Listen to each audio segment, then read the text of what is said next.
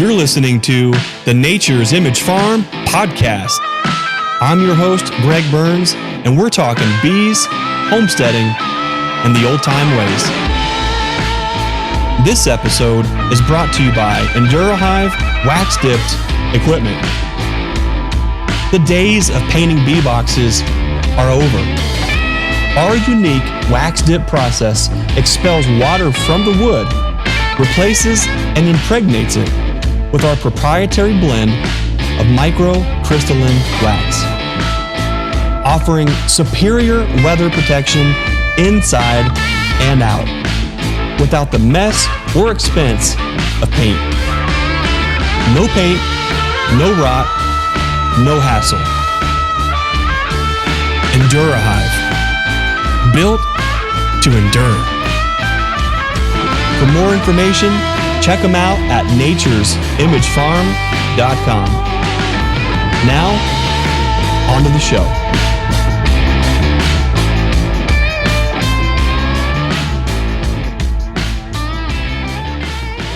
Hey everyone, welcome back to another Stream Team Beekeeping Chat. If you're listening live with us on the Nature's Image Farm YouTube channel, if you're listening to the replay later, or you're checking out the Nature's Image Farm podcast, welcome. We're glad you're here. It's going to be a fun night. Bruce, Brian, how's it going tonight, fellas? It's going good. Good. Yeah. Brian, looks like you've got the toy factory going on in the background there. Mr. Mattel, we're going to have to call you. That's exactly it. Yes. Yeah. If anybody needs a little plastic toy, I can do it. That's great. Well, Bruce, Brian, I thought it would be great. We're at the very end of January, and depending on where you are in the country, spring is here, spring is about to be here, or you're wondering how soon before we kick off the bee season. And I think spring is one of those things, ready or not, here it comes. There's been a lot of things going on here locally in Ohio that's really got me excited about the beekeeping season. And I thought it would be a great time to kind of check in with folks all across the country. So tonight, we're going to visit with folks literally from coast to coast. And it's going to be a lot of fun to kind of see, where is spring at? Can we find it? Can we chase it? Can we see where it's slowed down? And I think it'll be fun because it'll give folks a little bit of an opportunity to find out, okay, how much time do I have before spring is here? Or is it too late? So I know it's the end of January, and typically we're not really thinking necessarily about spring, but maybe we should. So we've got folks tuning in from all over the country tonight to kind of check in, to give us a quick 3 to 5 minute update on where spring is in their neck of the woods. Awesome. So I've got a little bit of a cheat sheet here, and it's going to help us kind of just tune in a little bit. Let's see. We've got folks tuning in from all over the country. Wow. So it's going to be a lot of fun to, I'm always interested, the beekeeping and the nuts and bolts are great, but you know what, one thing that's a lot of fun to think about is what's on the mind of a beekeeper right now in January. I want to see things through their eyes. What are they seeing? What are they hearing? What are they smelling? Is it beekeeping season here? Is it right around the corner? It's going to be a lot of fun. So what I want to do first is we've got some pretty exciting giveaways tonight as well. Bruce, tell us about some of the giveaways. Well, one of the ones we're going to do is a respin from last week. Redfish won the Guardian Bee, I guess you'd call it coupon, so to speak, for $229. But he said he had just purchased some bee gear, so he basically we're going to go ahead and respin that, and we'll give that away to somebody tonight from Guardian Bee Apparel. Awesome. Brian, we've got another big giveaway to celebrate tonight, don't we? Yeah, it's not even it's nothing related to the Stream Team, I guess. It is Mr. Well, I can't even say Mr. I got to restart. It is the world famous Mike Berry recently broke 10K. Wow. And when you have a title that you're world famous, you don't have time for like those menial tasks, just these little tasks of doing giveaways. So you call people and you're like, hey, I need you to do this for me, and you're going to get that done. That's awesome. Well, stay tuned tonight, folks. We've got a Guardian jacket giveaway, and we've got the world famous Mike Berry 10,000 sub giveaway, and Brian giving away Queen Right dials to celebrate. That's awesome. So stay tuned tonight, folks. It's going to be a lot of fun. Guys, what do you say we head on over to sunny California and go visit with Mr. Jacob McBride? Jacob, hey, welcome guys. to the stream team. How Thanks are you? for having me. Good. Sun's not really out now, so the rain has started for the next week and a half or so. Well, Jacob, tell us about what part of California are you in? So I'm in a little town called Grass Valley. It's about an hour and a half northeast of Sacramento, about an hour and a half between I-80 and on I-80 between Sac and Tahoe. But so that's kind of our little locale there. Lately, it seems that we've been having storms, and then it rains a little bit and then dries out, which is great for bees. But then they're consuming quite a bit of resources compared to if they were just staying in their winter cluster. But excited for spring. I was in the bee yards working Sunday, and it was 70 degrees, and I had to break out my summer hat. 70 degrees. I was impressed. I started breaking a sweat. So I'm excited about that. And as I was out there, I was looking, and it's our spring's probably right on par with an average season, because right about now we're looking at the alder tree pollen, and it was blooming in full force down right down below where I'm at. So that kind of is the cue for the bees to start building up and the spring turnover, and then things to come down the road. That's incredible. So you've got alders blooming. And what was the for your part of the neck of California? For folks who aren't familiar, are you in north, central, or southern Cal? North. So north. Okay. Sierra Nevada mountains. Okay. Kind of right in line with the valley there, Yuba City. If you just go 30 minutes over from the valley to the east, that's kind of the area we're in, right in the foothills there. That's beautiful. So alder kicks off the bees' first pollen. Yeah, it sounds like. Yeah. All right. So you're on track. So if you're going, let's go all the way to northern California. You're on track for a normal spring. Does it seem wetter or drier than usual? So it's right about average. So okay. last year was a old normal, which we had snowstorms and that shut down the town, and that kind of postponed our spring a little bit. And so we had to stay on top of the bees and make sure they didn't starve out. And they had plenty of resources to get through those hard times. But this time it's just wet, and then it dries out, which is great. And then the bees get to take their cleansing flights, and then it's raining again. And then after this week and a half, atmospheric system that's coming through, it's going to dry out again up to the 60s from what it forecasted. Well, we wanted to start the evening off strong, Jacob. So the whole world is listening to your very first forecast on the stream team. Is it too soon to tell, or do you have any idea of what spring may hold for Northern California for the bees? I have high hopes of what my spring might hold, just as long as you're staying on top of our feeding and making sure that you got good stores to ride out the inclement times. And hopefully there's no freak late snowstorm or cold snap that kind of snaps our bees, but it kind of stays as it is. We should have a decent spring as the bees start to build up to swarming, and then fun splitting season and queen rearing and all that fun stuff. Well, that's awesome. Jacob, if folks want to find more about you or what you're doing, can folks find you anywhere? So I'm on Facebook for Bees Sake. I also got a website. We're also in the process of switching over the website. But you can find me here locally, and shoot me an email if you got questions. Awesome. Well, Jacob, thanks for tuning in from Northern California. Spring has sprung. The bees are busy, and we wish you all the best this year, Jacob. You too, guys. And thanks Take for having care. me. Thanks for joining Thanks us. for coming. Well, it looks like spring has sprung and bees are already brooding up in Northern California. That's pretty exciting. I'll be interested to see what the bees do as we kind of move across the country.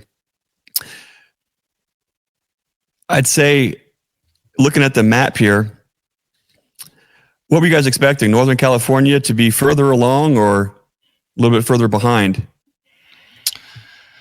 Well, I know from the almond situation in the past years, from what my experience is kind of on schedule. I know we sent bees to Northern California the last 2 years, and 2 years ago the weather was really good, and last year it was not. So I think he's kind of there in the middle. It sounds like, but I don't know. I really am not sure what to expect out there. Wow. Well, hey, let's jump over. Let's jump down to Louisiana. For a fella who needs no introduction, we had the great honor and privilege of sitting down with this fella and talked about bees and his walk, his faith, his bees, and we're definitely have to have him back on for a lot longer conversation. But tonight, I wanted to get a 3 to 5 minute insight on the one, the only, Mr. Ed. There he is. There he is. Hey, Greg, that was pretty slick. Only 5 minutes. That was slick, Greg. That's like I can barely get 2 sentences out in 5 minutes. You know that, right? Well, hey, we do our best to keep the train running on time. But hey, anything in the world's possible, especially when we have the great Mr. Ed on.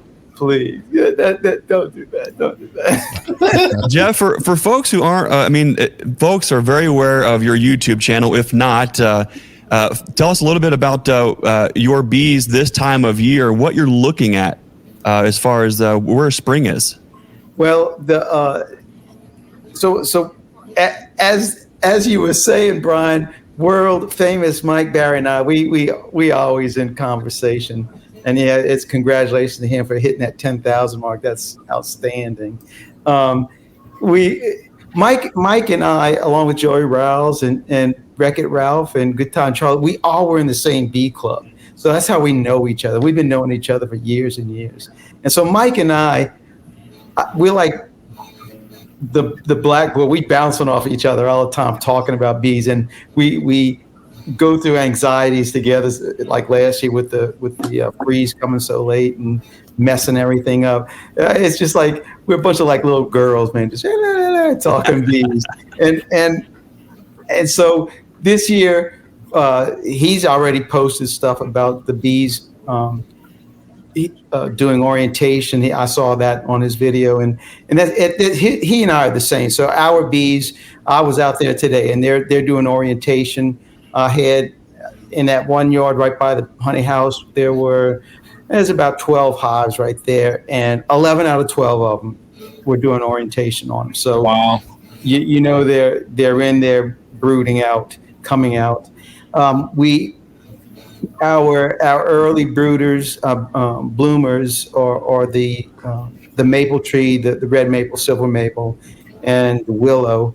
Those typically will start mid-December, end of December, and they were boom right on time this year. Now we had that little cold, really severe cold that came in where our temperatures were down in the teens, 15, 16, and the bees weren't on those blooms because the blooms hadn't opened. But right after that heavy freeze came in, the blooms opened up, and it was still really cold, so the bees weren't on them. But I did see bees on them a week and a half ago. The bees were on the blooms up in the tree, and the blooms are really, really tiny. You have to look for them, but the tree is full of them if you look for them. And there's a couple of them right around the Abbey that I know where they are, and I go looking for them to see how things are going. So we are on schedule. Last year, those same maple trees were blooming beginning of December. December 3rd, I saw bees on them last year. This year, it was about the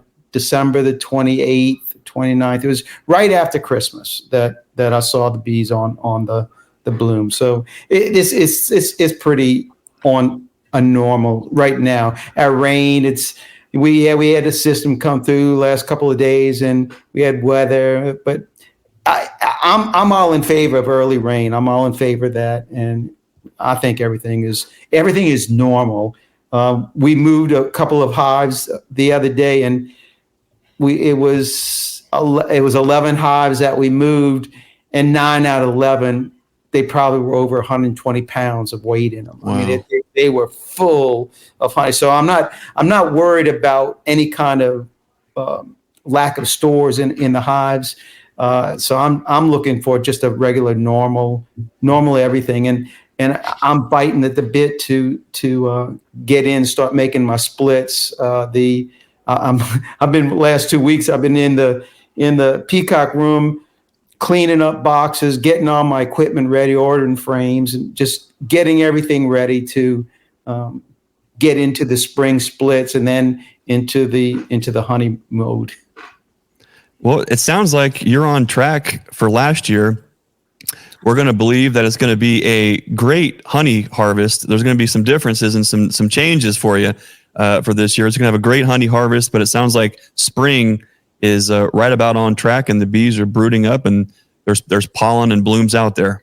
Yep, and I saw bees coming today. I saw bees coming in with pollen on them. Not a lot, but I did see a few of them come in with pollen on them. Wow, that's awesome. Well, Mr. Ed, thanks for spending a few minutes with us. There is so much we'd love to talk about. We're going to have you back on. I'm looking forward to seeing you February 10th in St. Louis, Missouri for the East Missouri Beekeepers Association workshop. Looking forward to seeing you there. Greg, that's going to be a great time. A one-day event, but man, we're going to pack a lot in one day. I think we're going to have Tom on later from Missouri and get an update there. I wonder if they're close to being sold out already. But he had told me already that they were sold out, and he was trying to make extra room in there available, but they were sold out. And for a first time going on it, that's a great time to be sold I might out. have insider info there. I believe Tom said they opened up the registration to accommodate for a couple extra folks. Right. Wow. Exactly, because he was saying that some of their members in the group would give up their seats so that other people could come in. Is what he was Unbelievable. saying. Wow. That's awesome. Really is. Well, Mr. Ed, I look forward to speaking along with you in St. Louis here in just about a week or so. So we'll see you shortly, and we'll have to catch up then. Thanks for your spring forecast. We appreciate you. God bless everybody. Good night. God bless. Thank you. The trouble with having so many awesome folks on is you just want to talk you just can't. You feel like it takes you 7 minutes just to get the conversation warmed up, and then it's time to go. That's why I got this out. That way, what was the show where you could just give them the hook? What was it? Wrong show? Careful. You better be careful with those shrew tools there. You never know who you may hearken. I'm ready. Put that back. Put that down. I don't think anyone's ready for that yet. Well, while we're in this part of the country, what do you say we jump on over to Texas and get one of the friendliest beekeepers I know, the one, the only, Stan Gore. Stan, welcome to the Stream Team Chat. Hey, man, it's so good to see you guys. Hey, Stan. You're a handsome lads, I tell you. Oh, hey, stop it. Flattery will get you everywhere. Thanks for helping me get on the computer, Brian. Yeah, it's no problem. And Bruce, I finally figured it out. It takes a while, man. I'm old. Was it pop-up blocker? No, I wasn't logging. I didn't copy the link and put it on the Chrome. Yeah, but it worked. All right. Here you are. What's going on? If folks aren't, if no one knows who Stan Gore is, they're not paying attention. Stan's everywhere. Does great work. Texas Friendly Beekeepers on Facebook. Moderates a beautiful group there, and you do a lot for bees. Stan, we thought it would be awesome to check in with you to see where is spring in regard to you in Texas. What are the bees doing, and what is your spring forecast? Well, I was in them today. You know, I switched all over to Apamase, so I got over 100 Apamase now, and all my wood's gone. And I just put in a 3/4 or a half-acre pond, like 12 foot deep. It's right by the bees, so we're kind of getting the setting right. and no more watering the bees. They're just, the pond's right there. So anyway, as far as what I found out in the hives today, they're just brooding up. We're having 75-degree weeks. I mean, not 2 or 3 days, but a whole week. And so I'm doing some open feeding with the, 1-to-1 sugar water. I'm putting a little bit of, I use real pollen. I don't use the sub. I know it's expensive, but I just give them a little bit, just kind of give them that food and that nectar, not nectar, but the sugar water resource there. It really helps them brood up. And I've done this triangular feeding that a friend of mine, we kind of been working on, and he's kind of mastered that, and it's just a great way to get them to. They don't brood up too early. We're in Texas, so it's a little bit different than anywhere else, and it's kind of the same as Mr. Ed a little bit. We've got the elms coming on, a yopon, plum, redbud, cedar, red maples, dandelions. I mean, it's Texas, right? So, but I saw that we are getting some cold weather coming in 2 weeks, so it'll dip down to probably 25 and for a few days and then come back up. It's kind of like you, Bruce, right? Don't you? Yeah, very similar. Much of a winter. Yeah. Not really, no. We're going to be in the 50s and 60s for the next foreseeable future, next 10 days or so, according to my phone. So we're pretty weather finally. It's been raining and cold, and now it's going to finally get up to where I can actually get into them more than just a few hours at a time and see what's going on. But it was a beautiful day today. I mean, it was just so much fun going through the hives, and they're all doing really well, and that's always a blessing there. But a couple of frames of brood, and you see a bunch of bees, and then you see I don't get into them too deep, but I do make sure we're checking the weights and making sure they got plenty, because most bees die of starvation in March. And so, you just got to keep checking that weight, because they can blow through a frame of honey in lickety-split time. But when did spring come for you, Stan? We usually start splitting around the middle of March. Yeah. Okay. Middle of March. So what about you? When do you do splits, Greg? Yeah, so much depends on the weather, and that's why I wanted to kind of put tonight's show together. Because what we're seeing is looks like we're 2 weeks ahead of last year, and last year was 2 weeks ahead of the year before.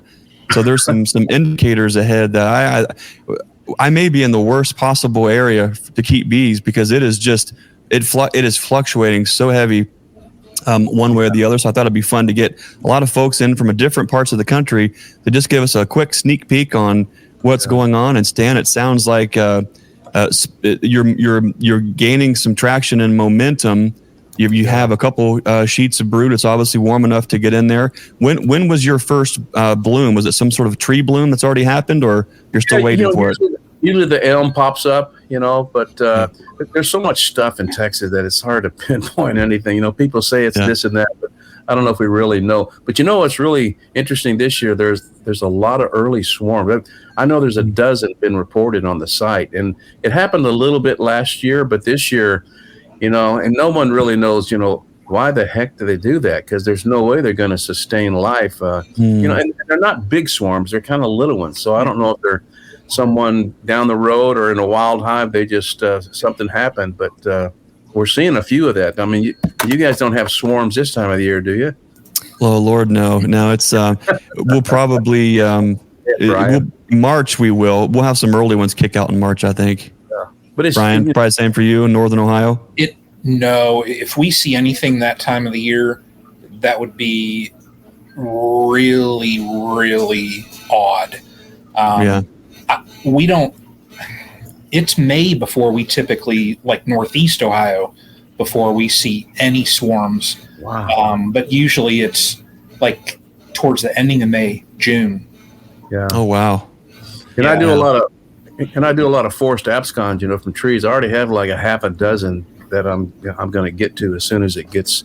I just don't like doing those in the winter. I mean, it's just not smart, and it's not fair to the bees, and so. But I really love doing that, and that's why I enjoy getting those and then nurturing them, and because I'm not into commercial and I'm not into big honey, but I am into helping people out, getting started in bees, and that's what we do kind of on that page, is just help people out. Sounds like you found the sweet spot. Yeah. Unintended. See what I did there, Stan? I'll be here all night. Yeah, there you go. I don't have to make money at it. That really helps, doesn't it? Yeah. Well, Stan, where can folks find more about Texas Friendly Beekeepers? Yeah, just go to the Texas Friendly Beekeeper page. We got like over 10,000 people, and it started out real small, but it's, I have a lot of friends, but I have a few enemies because they like to do their thing and to pound their chest and all that. But we just don't want to let it. I mean, people don't like that, but it's really cool how people like kindness, and so that's what we're hopefully about, and that's why I love you guys so much, because every one of you kind, friendly people, and you want to help other people out, and that's a beautiful thing. So I thank you all for that. You're an inspiration to many. Stan, likewise. We appreciate all you do for the beekeeping community and look forward to seeing you down the road. Thanks for joining us tonight, Stan. God bless you guys. Take care. God bless you. Thank you, Stan. What cool people. We started off in California. In Northern California, the alders are blooming. The bees are brooding. Stan down in Texas has several frames of brood, and some early swarms are being reported. Mr. Ed over in Louisiana, they're rocking and rolling and starting to build up, and I feel like that's kind of exciting, isn't it? So it's like no matter where you are in the country, you've got the spring season has kind of kicked off. Brian, you had this blue wand looking shrew tool there waving around. I think if you tap your screen 3 times, let's see what happens. Yeah, hang on, let me see. Right, 1, 2, 3. Look. At that. Wow. With the magic of live streaming and Fred Dunn, look what we just found. Isn't that amazing? Fred, how are you, sir? Well, thanks for letting me come on. I'm always good. This is late for me, so I stayed up just for you guys because I do anything you guys need. Fred, thanks for being awesome. Think above average is the goal, so I'll take that. I met it. Well, Fred, we wanted to talk with folks all across the country and see where spring is, if it's on track, if it's early, if it's late. How does that compare to last year, and kind of what your best guess for spring is for you in your neck of the woods. We've traveled all the way clear up from Texas all the way up to Pennsylvania, the Keystone State. Fred, tell us about where you're at right now with spring. Okay, well, just so people know, just like you said, it's the Keystone State. You don't get anywhere to the northeastern United States without passing through my state of Pennsylvania. I'm in the northwest part of the state, and I listened to your last talk. What does spring look like? Who can tell? The weather's everywhere. So it's hot, it's cold, it's in the 30s right now. We're getting a lot of rain. We have a 40-inch snow deficit here. That doesn't mean that we have a moisture deficit because it's been raining instead of snowing, so it's nice and wet right now. I like the cold because I want it to knock down our competitive species like the wasps and the small hive beetles and things like that, so it's been a little warm for that. I also heard you ask what time it normally kicks off. I'm guessing March is when I'll be in the wetlands looking at the skunk cabbage. I like that stuff because it melts up right through the snow and ice, and I like to get right in there and video the bees flying into that sauna. A lot of people don't know that skunk cabbage generate their own heat and will melt themselves right up through the snow. And so that's an early marker for me. The other thing is I like to see the pussy willows go into bloom, so Salix discolor. And I planted a bunch of those in a horseshoe shape around my bee yard just so I'll know when they're blooming. And then you can see a lot of pollen coming in. That can happen pretty early. And because of the weird warm-ups we've had, some trees budded early. Huge mistake, because then we got a freeze and it killed the buds. So who knows what's going to happen this spring. But March is pretty much the better get moving month here for us. And the other thing is when the dandelions start blooming, everybody loves that. Crawl around, see the bees on the dandelions. When you see 1 or 2 or 3 of them, you better start checking your beehives, because when the whole field blooms, it's too late. That is my swarm trigger here. So, the weather's just going to be what it is. We can't really look at the calendar anymore. We have to kind of take our cues from nature. So we have to see what's budding, what's blooming. And I can't even listen to my fellow beekeepers around here. I'm 1,300 feet above sea level, but you go 10 miles to the north of me, they're at 500 feet above sea level. Wow. It's an entirely different climate. So you're just going to have to do a lot of hiking around, avoid Bigfoot, make sure to bring your slinger for the shrews in case they show up. I had a close call, but I'm okay. Way to be, Fred. You know, I'm glad you mentioned something about Bigfoot, because just because you may not believe in him doesn't mean he doesn't believe in you. Don't get me started. Don't get me started. And Hey, Frosty, it's that time of year, isn't it, guys? He is the hide and seek champion. I mean, yeah. I have Bigfoot scouts that go out. I have my supervisor, 3 grandsons. They all got their Bigfoot forestry patches. They have their.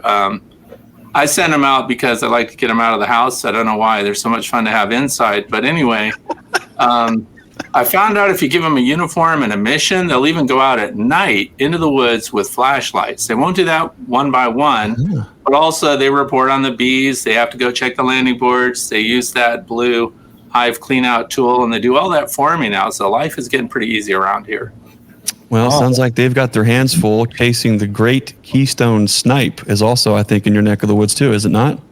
I don't know anything about snipes. Okay. Snipes, by the way, if you're a Navy person, those are the guys that live below decks. Whole snipes, those are your BTs, your machinist mates, the guys that run the plant that never see the light of day and have black, unpolished boots on.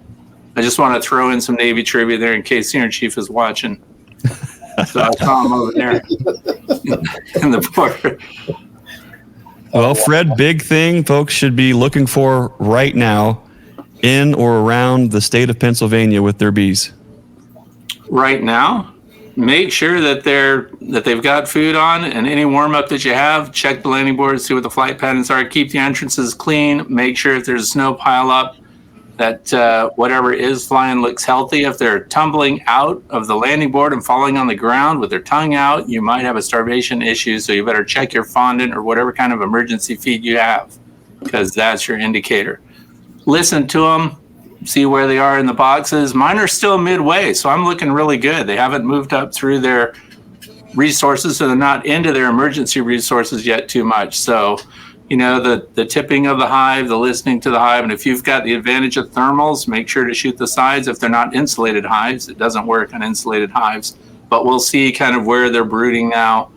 And they are in a brood buildup. It's small, but, you know, the heat signature on them is not a growing signature, but we know they're alive and that they're placed well.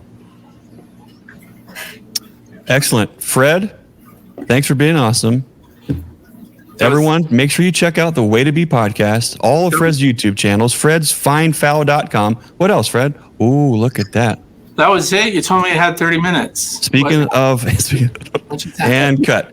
Speaking of shrews, Fred, I have a secret interview with Fred Dunn after a shrew encounter that I am looking forward to finally releasing. So stay tuned for a conversation with Fred Dunn. I thought that was in the lost data bank. It did, somewhere. And it's been recovered. Wow. Your people are good. Continued. Fred, thanks for spending some time with us. Yep. Thanks, Brian, Bruce, Greg. Thanks, man. You guys know I support you all the time, every day. See you, Fred. All right. We'll see you. Take care, Fred. Yep.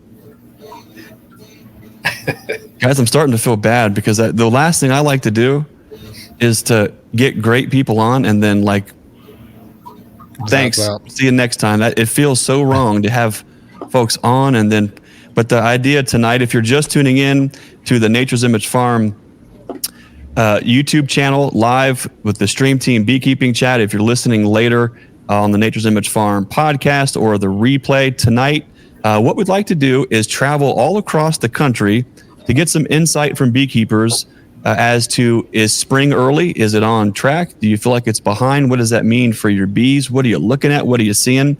It's kind of let's use the power of all of us being all over the country and being connected to kind of see, okay, what's going on here? What's going on here? What's going on here? It won't be long and we're all going to be full on beekeeping. But so far, if you're just tuning in, we've traveled to California, Texas, Louisiana. We've been up to Pennsylvania. And I think I'd like to, let's go somewhere. So Fred sounds a little cold. It sounds like there's not a lot going on there. He's waiting for some skunk cabbage. But I tell you, let's go a little bit further west. Let's jump over Ohio. Let's go to the great state of Illinois. And let's see what the one and the only David Burns is up to. Hello, hello. Look at that. Got to unmute, David. Uh-oh.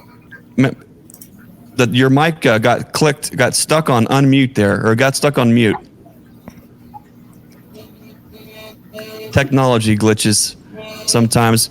Mr. David Burns is over in Illinois, and somehow let's see if we can we unmute him from our side. I tried. I like the screensaver setup. So he can hear us, but we can't hear him. Look at that great setup he's got. There's 3 screens, professional. He's got the microphone. It's late. He's joining us, and the microphone won't click back on. That's okay. Okay, well, how about, you know what? Let's play a fun game of charades, just like in the old day. So, Mr. David Burns Beekeeping, give us a thumbs up if spring is on track. He's thinking, what? We're going to do this? No, I'm going to fix this mic. He wants to talk. It's stuck on mute there. Okay, well. I wonder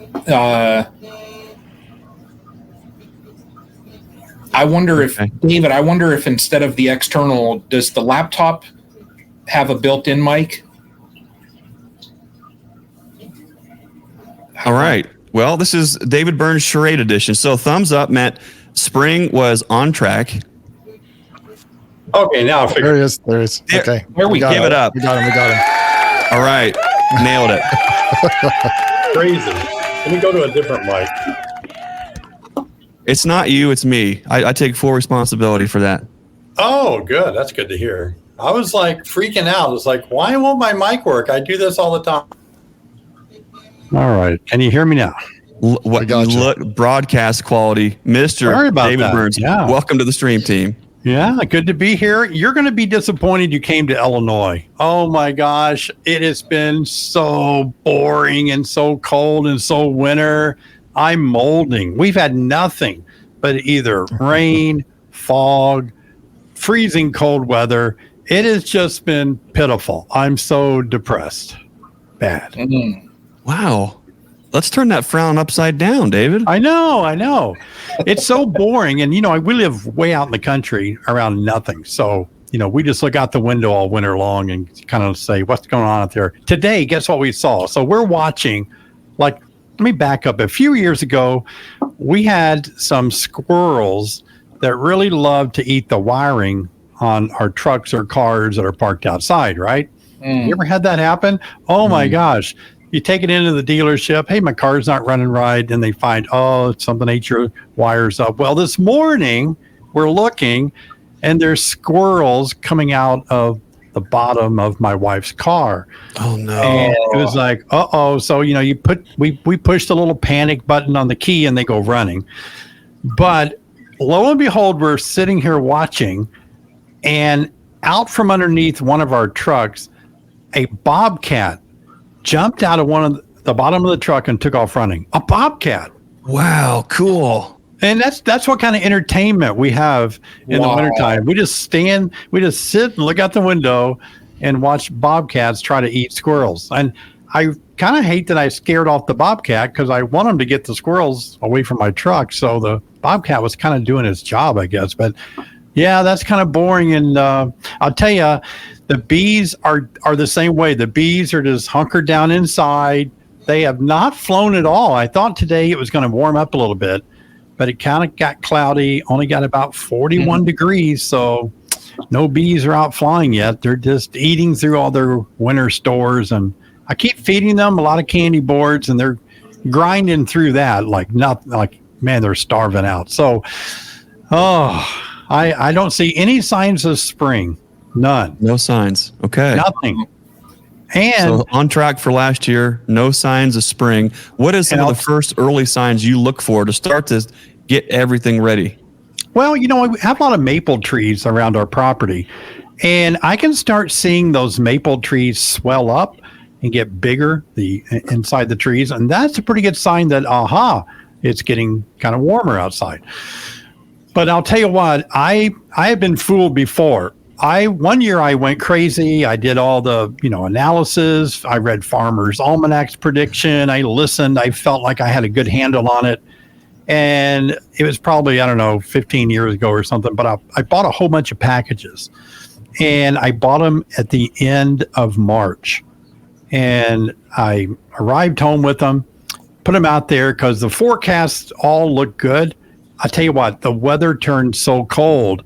I think I lost about half of those packages. April can be a monster cold month for Illinois. So I'm not trusting any signs or anything because we can have good weather, things start blooming and looking good, and all at once, boom, and it just Arctic blast will hit us, and it's not. So I'm just going to sit tight. I like what Brian said. You know what? Mother's Day is about the first day we can finally kind of like, okay, it's over. It's not going to kill our bees now. But until then, it's a roller coaster ride here in Illinois. It really is. Wow. So, all right. Well, you heard it here first from David Burns, Illinois. Spring is nowhere to be found. Still in the dead of winter, where the most exciting thing going on is watching the bobcat chase the squirrel. Absolutely. That's all that's going on in Illinois. Well, David, thanks for spending a little bit of time with us. If folks, if they aren't aware of David Burns and they want to really stay in tune with all things bobcats and squirrels and exciting beekeeping adventures in Illinois, where can they find more David Burns? Honeybeesonline.com. Just think of honeybeesonline.com. Perfect. Awesome. I appreciate you, Greg and Brian and Bruce. You guys are doing a great job tonight. Thanks for having me on, and look forward to what everybody else has to say about spring in their area. Thanks for joining us tonight, David. We'll see you later. Thanks. Can you imagine that? Just looking out the window and bobcat jumps out. You're thinking, what in tarnation is that thing? That's pretty wild. Brian, do you see many bobcats in your neck of the woods? No, I'll see a fox here and there. Yesterday I did see two bald eagles perched in a tree about 150 feet down the road. So I looked, and it's not hard to miss those things because they are a pretty darn big bird, but I've never seen a bobcat around here. Bruce, you've seen any exotic animals in your neck of the woods lately? Not really. No? I haven't really. No, sure haven't. Well, Bruce and Brian, we're gonna get caught up on things in your neck of the woods here as well. We've got folks checking in from all over the country, and what do you say we go a little further west from Illinois, just a little bit over to Missouri, and kind of see what's going on in that neck of the woods. Let's bring on Tom and Melissa Sauceman. How's it going, guys?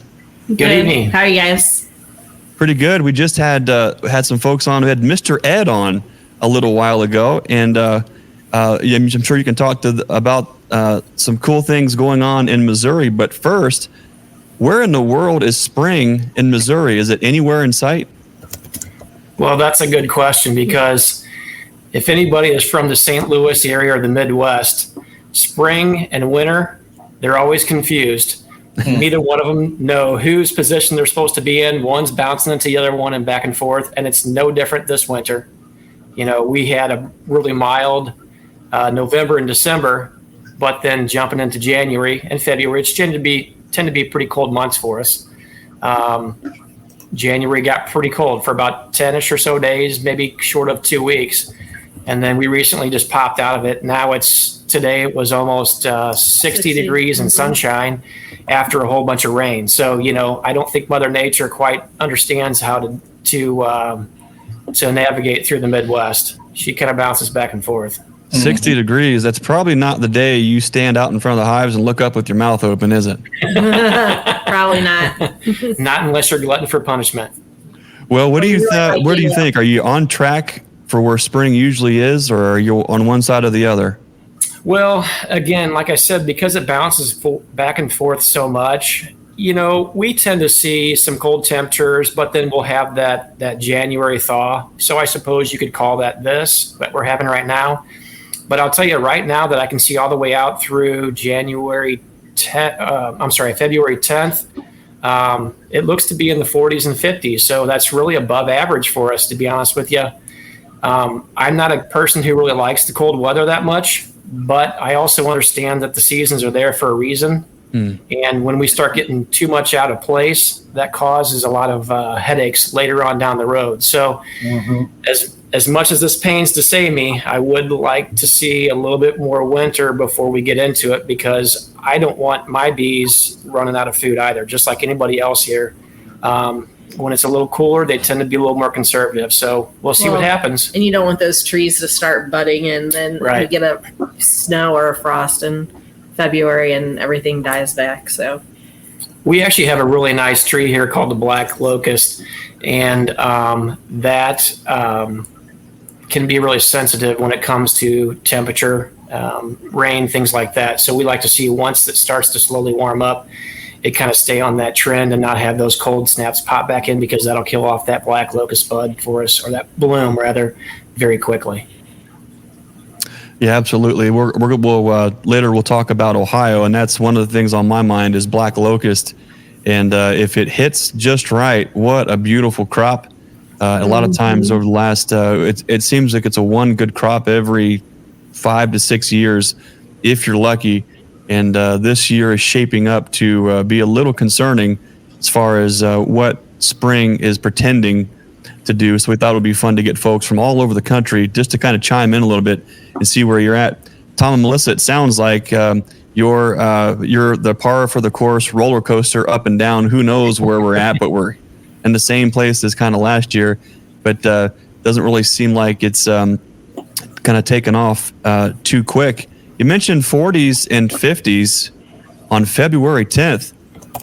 You guys have a special event coming up, the East Missouri Beekeepers Association workshop in the St. Louis, Missouri area. Tom and Melissa, talk to us about that a little bit. Yeah, so Melissa, my wife, and I are part of the Eastern Missouri Beekeepers Association. Recently took board positions there. Melissa's the vice president. I'm the program director. And we've got a great workshop shaping up on February 10th. I will say on February 9th, though, we're having a Mardi Gras party kind of the evening before, which is going to be a great kind of meet and greet. Vendors can set up. People can kind of, just have some great conversations, some great fellowship. And then the following day, which is only one day, but it's going to be really sweet, we get to jump into our one-day workshop that we've got. And we're pretty excited about it. So you all had talked a little bit. I think Mr. Ed had mentioned, and even Brian said something and kind of help people understand that we were kind of initially sold out. And I kept pushing on Dan Brook, our board president, saying that we can't shut this down. People want to see us. We've got some great Well, they speakers. don't want to see us. They want to see the speakers. That's right. They want to see Greg Burns. They want to see Mr. Ed. They want to see Nathan from Duck River. They want to see Jennifer and Stanley Evans. Those are the people they want to see, and that's who we want to give them. So we were able to reconfigure the seating and how we had it set up. So we were able to open up 40 more seats in the experience. Correct. And 20 for the beginners. Yeah, something like that. So we were able to, and this was just last night that we were able to meet at the facility, reconfigure some things. I even said, hey, I'm glad to give up my seat. I don't need to sit down. I probably won't have a chance to anyway. Give somebody else my spot. There's plenty of people that would love to be here at this event. So ironically enough, again, we said we opened up 20 additional seats for the beginners. Right now, so altogether, though, we now have 280 tickets to be sold. But right now, there's only 4 beginners spots left and 29 experienced. So even after opening those seats, they're selling fast. Wow. That's unfortunately awesome. I don't think that I can show enough enthusiasm to our president, There's no more Dan room. Brook. There's no more He's room. not going to give me any more rope. This is it. He's not letting me have anything else. So I pushed him and pushed him and pushed him. we went back to the drawing board, refigured some things, got some more slots in. They're selling out fast. And I will say, if there's any spots that are open by Friday at 4, they're going to completely cut it off, because at that point in time, we need to finish up our details. So we're super excited about having you, Greg. Super excited about having, again, the rest of our speakers, Mr. Ed, Nathan from Duck River, and the Evans. Great group of people, great content, great educators, and it's going to be a great time to fellowship. Well, congratulations to you guys and your bee club for putting that together and selling that out. That's an incredible opportunity for folks. Right there, you can see the screen. Check out some more information. We'll drop some links below where you can take a look at, see if you can get one of those last few seats left. But congratulations ahead of time for selling out the next round of tickets. Before we cut you loose, what's your guys' forecast for Missouri beekeepers for the spring? Do you have any info that you can even go on right now? What are you expecting for spring? We really have to get through February. Yeah. You know, March tends to regulate a little better for us. Okay. Once we get past that into February, things become a little more consistent there. And a lot of that's kinda what we times look for. February is actually our colder, snowier month. So once we get through February, that's kind of like when we know how spring's going to shape up. Yeah. Awesome. Well, Tom and Melissa, thanks for spending a little bit of time with us tonight. Looking forward to seeing you here February 9th and 10th in Missouri. And thanks a lot. And we'll look forward to checking in with you a little bit later on. Sounds Thanks. good. Thanks, See you. guys. Appreciate it. Take care. Bye. Nice to see you. See you, Tom. I feel like we're bouncing here, and we've struck where there's beekeeping season has started in some parts of the country, and other parts where we're just kind of waiting. Bruce, what's going on in Alabama right now? Where are you at with your bees in spring? What does it look like? Probably very similar to Mr. Ed and Stan Gore. Just got, a lot of my hives, if you watch my recent videos, are just packed out with bees. And it's just kind of cool to see, to go in and when you open that lid and just got bees boiling over the top. So I don't see a lot of things blooming, but I haven't looked that close. Everything still looks pretty winter like here, a lot of brown grass and trees with no leaves on them, but I'm sure the maples will probably bloom during the process now, and some of the same flowers I imagine Mr. Ed and Stan are seeing are out there. I think I have seen some dandelions out there, and they do pop in pretty quick every year. So and a lot of these blooms are up in the trees. It's more tree type blooms that you see this time of year, and so unless you're out there looking closely, you may miss it. And I think that's kind of the way the red maple is. You got to be paying attention. I haven't really paid that much. It's been raining and cold so much. I haven't just been out in it that much. When I have been out in it working my bees, I've just been trying to check on them and manage the bees, and haven't really looked at the environment that much, what's around me. I've been trying to move fast. And so, but yeah, I would say we're probably right along lines with what Stan and Mr. Ed are experiencing. And Mike Berry, if you watch Mike's videos, he's going through some of the same things as well. We're on a similar latitude, similar climate here in Alabama, Southeast Alabama, I believe. You get a little worried. You start to get some things that are flirting and kind of jumping the season a little bit, and you worry about you get some cold and wet streaks in here that's going to cause you to have to put a lot of feed to the bees.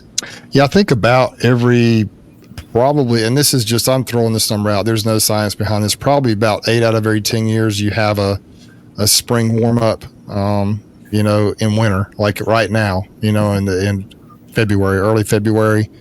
And the idea is hopefully, and there's almost always a cold snap coming at the end of that, whether it be a deep freeze like it was last year, a bitter cold, or just kind of a cool down.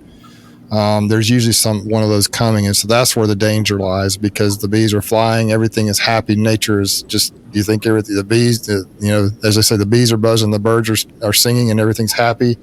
And then wham, the winter comes in. There's a little bit of whether it's strong storms or winter type weather for a few days that can just kind of mess everything up. And so, yeah, you got to watch them this time of the year. And there's also, it almost seems like a little mini dearth to me in February, where things just aren't, you have a little buildup right now, then nothing seems to be blooming there for a couple of weeks. And you just got to kind of pay attention and watch them.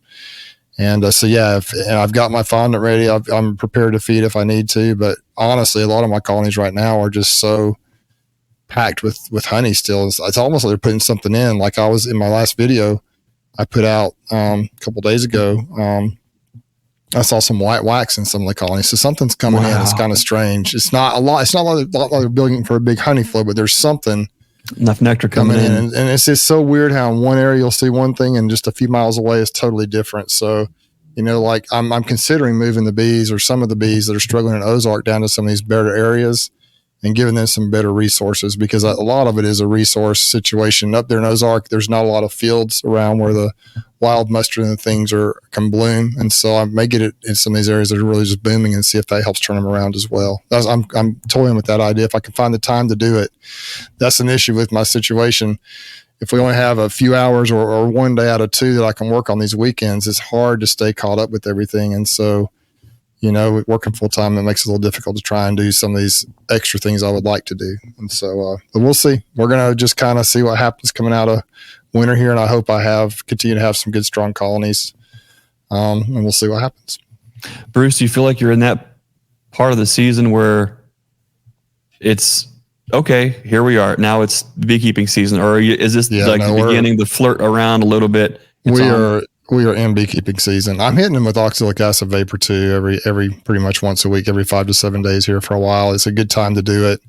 And, Cameron Jack talked about how if you hit them every 5 to 7 days for 4 treatments, that seems to knock the mites back. And so I'm doing that right now. And I'm going to try to pull off some splits here in a week or two and see what happens. I've got some video will be coming over on that. I've never done it this early. That's not true. I have, and it's risky, but I'm going to try that. So we're going to see what happens. But anyway, I'm just kind of, I would say bee season has started. Bee season has started here right now. I want to pretend that I'm ready for the season to start. I'm not ready quite yet. There's still some things that we need to wrap up here in the shop. But man, when you talk like that, you're talking about dandelions and white wax. Yeah. Well, the thing I'm going to do this weekend is I'm going to go around and pop lids, and I'm going to check and make sure we have bees throughout the colonies. And those that are packed out with bees in both boxes, I'm going to slap another box in there and let the bees start moving up, or I may put the box on the bottom. I'm not sure, but I want the bees to start filling that up so I can pull splits pretty soon. So yeah. With the problem I've had up in Ozark with the hive beetles and stuff, I've lost quite a few colonies up there. So I'm hoping to just get these early splits going so I can have a good honey crop this year. So I've got a plan in place. We're going to work it and see what happens. Man, do you feel like you're ahead of schedule or on track from last year?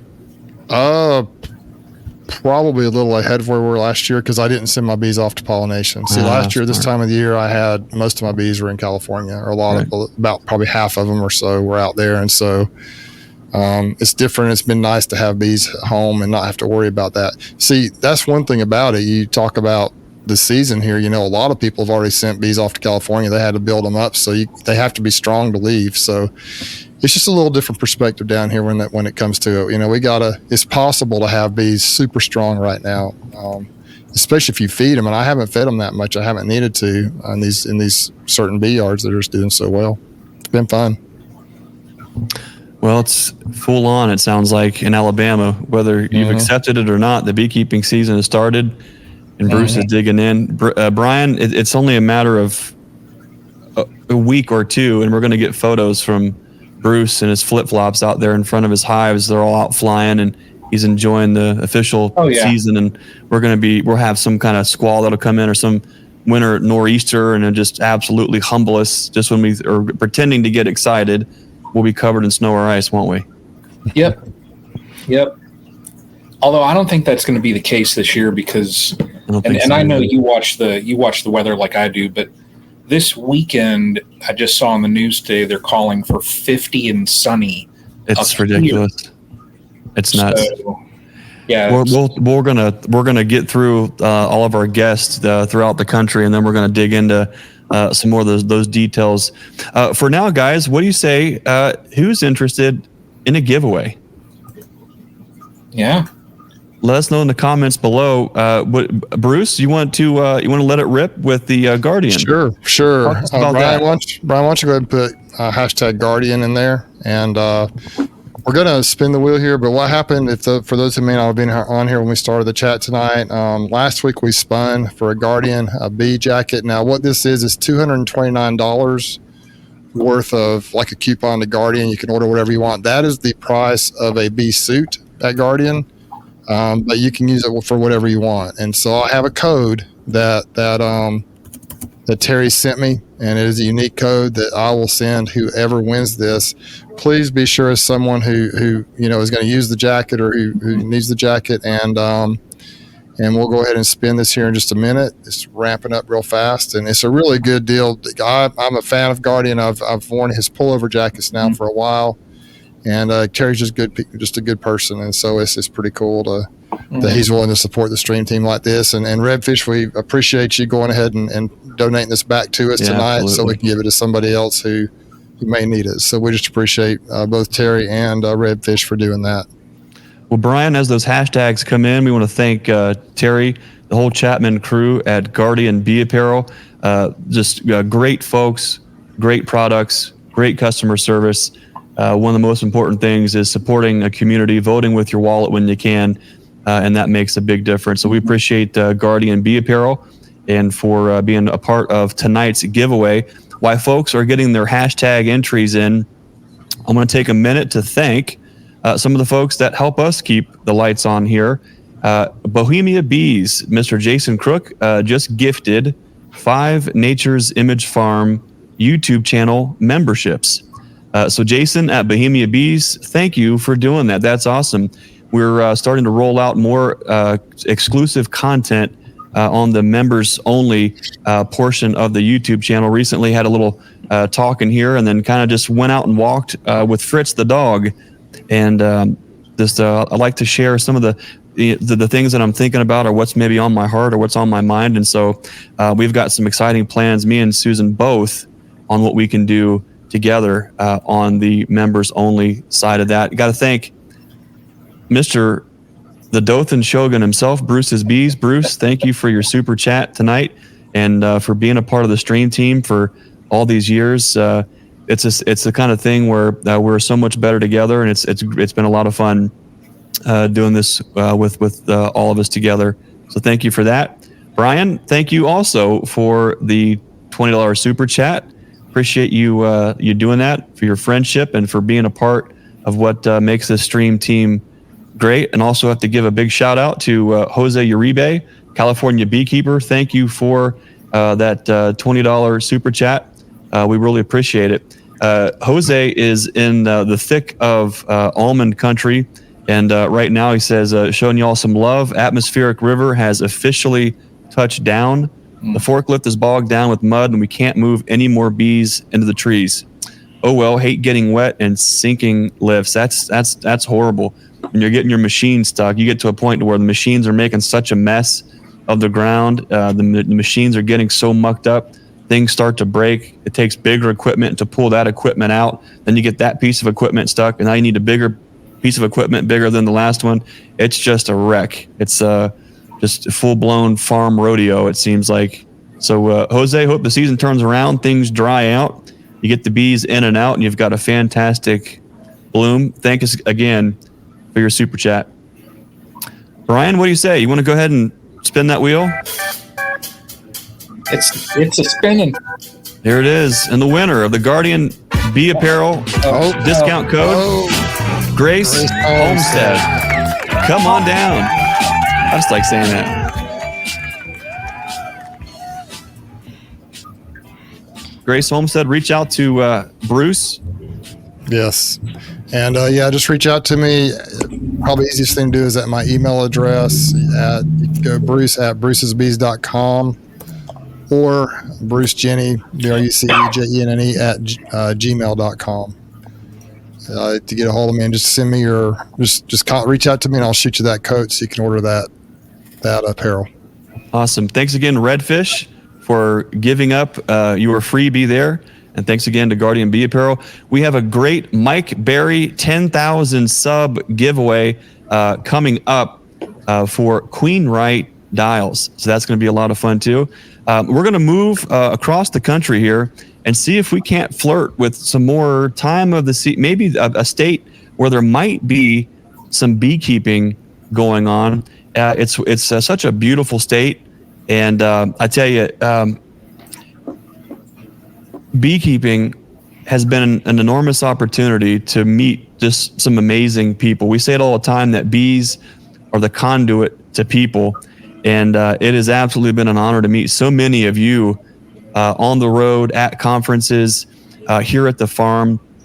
One of the most amazing beekeepers that I've met is one of the most humble fellas that you ever did see.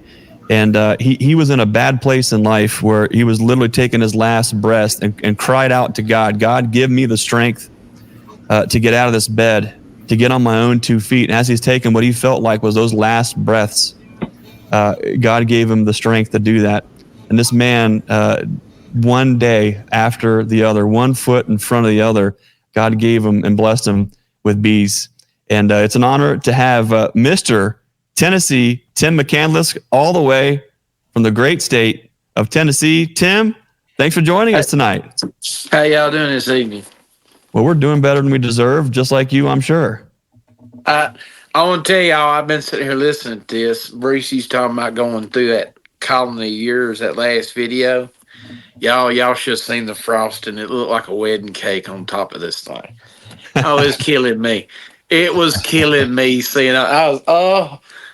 Anyway, I could just about smell it on the video. It was, yeah. How y'all doing? Tim, we're doing good. Tim, Good. you're down in Culleoka, just south of Nashville. What's going on in your neck of the woods with bees? Well, I tell you what I'm seeing right now is that we're probably on schedule for an average spring. What it was probably like last season. I'm seeing the purple dead nettles are blooming. I've seen some henbit blooming, some dandelion. I found some dandelions on winter solstice. I thought that was pretty cool. Wow. But seeing stuff like that around, it's seeing the maple trees are probably going to start blooming in the next 3 or 4 days, probably. Oh, it's on. Yeah, but it's if you know, you know. I'm riding around going, yeah, it's fixing to be pretty. Yeah, it's looking like it's going to shape up to be a really good season. I got 24 that I've successfully overwintered so far. I had more than that. I lost 22 nukes to another overspray incident, so I'm gonna have to move them completely away from the house here. I can't even keep bees at my house, man. So yeah, it's not worth the convenience having them there, having the railroad come through, doing what they do, and there's no accountability, and you're just the guy that is suffering, and that's no way to be, is it? Yeah. No, man. It was they were my after summer solstice queens. They were my no. Yeah, that was. They got the whole little nuke yard. There's 22 of them it took out. Man, it lost every one of them in my backyard. Yeah. So anyway, well, do you feel like you're on track from last year, or do you feel like you're ahead? Do I now? Do you feel like you're on track with last year's weather, or do you feel like your spring's a little further ahead? You know, I think it's going to be about like it was last time, kind of what it feels like. It's okay. We got some stuff that's trying to green up right now. Now I know we liable to get this cold slam come in here and knock everything back. I heard somebody mention it earlier about the black locust. We had that happen to us last year with the black locust. About the time everything got bloomed out just about right, killing frost come through, and we didn't get a drop. Yeah. So that happens. That's part of the beekeeping. You know, you get some of these flows and you don't some of the others. So yeah. Well, it sounds like you're all things considered, you've got a good amount of colonies to be working with going into the rest of the spring. It sounds like it's already. I mean, your beekeeping. When you wake up, you don't wake up and say, "Okay, God, when does the beekeeping season start?" It's already started for you, hasn't it? Yeah, I try not to let it stop. It slows down. You know, it slowed way down. people ask me, they say, what do the bees do in the wintertime? I said, same thing their beekeeper does. Lay up and eat what I put up all summer. That's what we do. I haven't been out as much as I should be. I'm gonna be honest with you. I lay in on that cold weather, but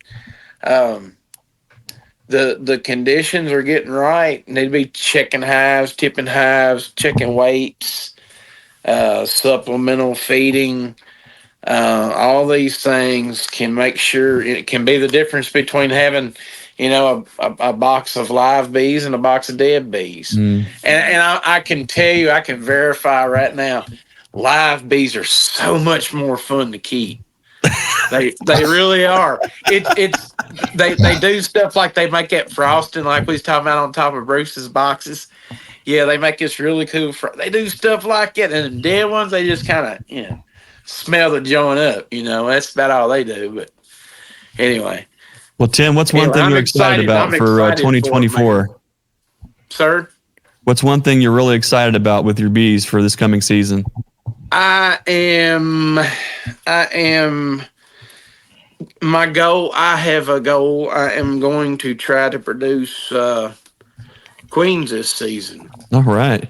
I'm trying to gear up to man, I need to be filling these little boxes of bugs, not the big ones. Yeah. So with that said, I've got my own little, I got my own little way of raising queens that I do. Everybody's got their own little thing, right? And so I've got my own little way of queen rearing that I enjoy, and I'm going to try to get see it on your YouTube channel as this season may, as things may unfold. Where can folks see all things Tennessee Tim on the YouTube? What's your YouTube channel, Tim? Man, I had a YouTube channel and I had like 365 subscribers, and lost access to. I can't get the password to work and all this stuff, so I'm locked out of it. So I decided, you know what, I'm gonna start another one. I started my YouTube channel for the exact same reason I heard Ian Stepler say he started his, was just to simply keep up with the days of what did I do on that day? And it was a log that he could go through and use. And it's actually a good tool. So that's what I do mine for. So it's just Tennessee Tim is how I can be found now. It's simple and straightforward. Just Tennessee Tim. Is there a number after it? Dude, it might be Tennessee Tim 73. Maybe that is right. Tennessee Tim 73. Tennessee Tim 73. Yeah, y'all go check it out if you would. I want to tell y'all thank you too. I'll tell you a funny story. I had these 14 subscribers, and I get this notification on my telephone. It says, you have a new subscriber. And I was like, oh, wow, that's pretty cool. And I looked, and I was like, now this is funny. This guy that just subscribed to me, he's got 10,000 subscribers. I know because I watched him do a little giveaway thing. It was Brian from Castle Hives. And I was like, Lord, this has got to be one of the most humblingest things. And then as the day goes on, this happens again and again and again. There was several people that I actually watch their stuff because I enjoy it. I enjoy their content. And these names kept popping up that they were subscribing, and it was one of the most humblingest things. I'm gonna tell you, it was pretty cool. It was pretty cool. It's pretty cool. So, Tim, keep up the good work. We really appreciate what you're doing. You've been an inspiration to so many folks. After you go and subscribe to Tennessee Tim 73, and after you watch all of his videos and give him a bunch of comments and show him some love, after, but only after, head back over to the Nature's Image Farm channel and go down and check out 2 videos that we did with Tim. One called Beekeeping Saved My Life. And you'll get a real good understanding of not just the mind of this beekeeper, but the heart of this man. And Tim, we love you to death. You're a beautiful person. We appreciate you sharing your journey with the rest of us. You've been an inspiration to so many folks. And we would just want to tell you to keep up the good work. And we look forward to seeing a lot more of you on the Tennessee Tim 73 YouTube channel in 2024. Tim, thanks for being with us tonight. Thank y'all for having me. Tim, we'll see you, buddy. All y'all. We'll see you. So many good people. That's one of the greatest things about beekeeping. Bees are great and what they provide is great and all that. But I tell you, meeting these kind of folks, calling them friends, they feel like family. It is absolutely an honor. Coming up, we've got the Mike Berry 10,000 subscriber giveaway. That's going to be a lot of fun. So stay tuned. So folks, I'm going to see if I can put this map up here. I mean, this is how high tech we are here. Look at this. We're going all over the place on this map, but let's go.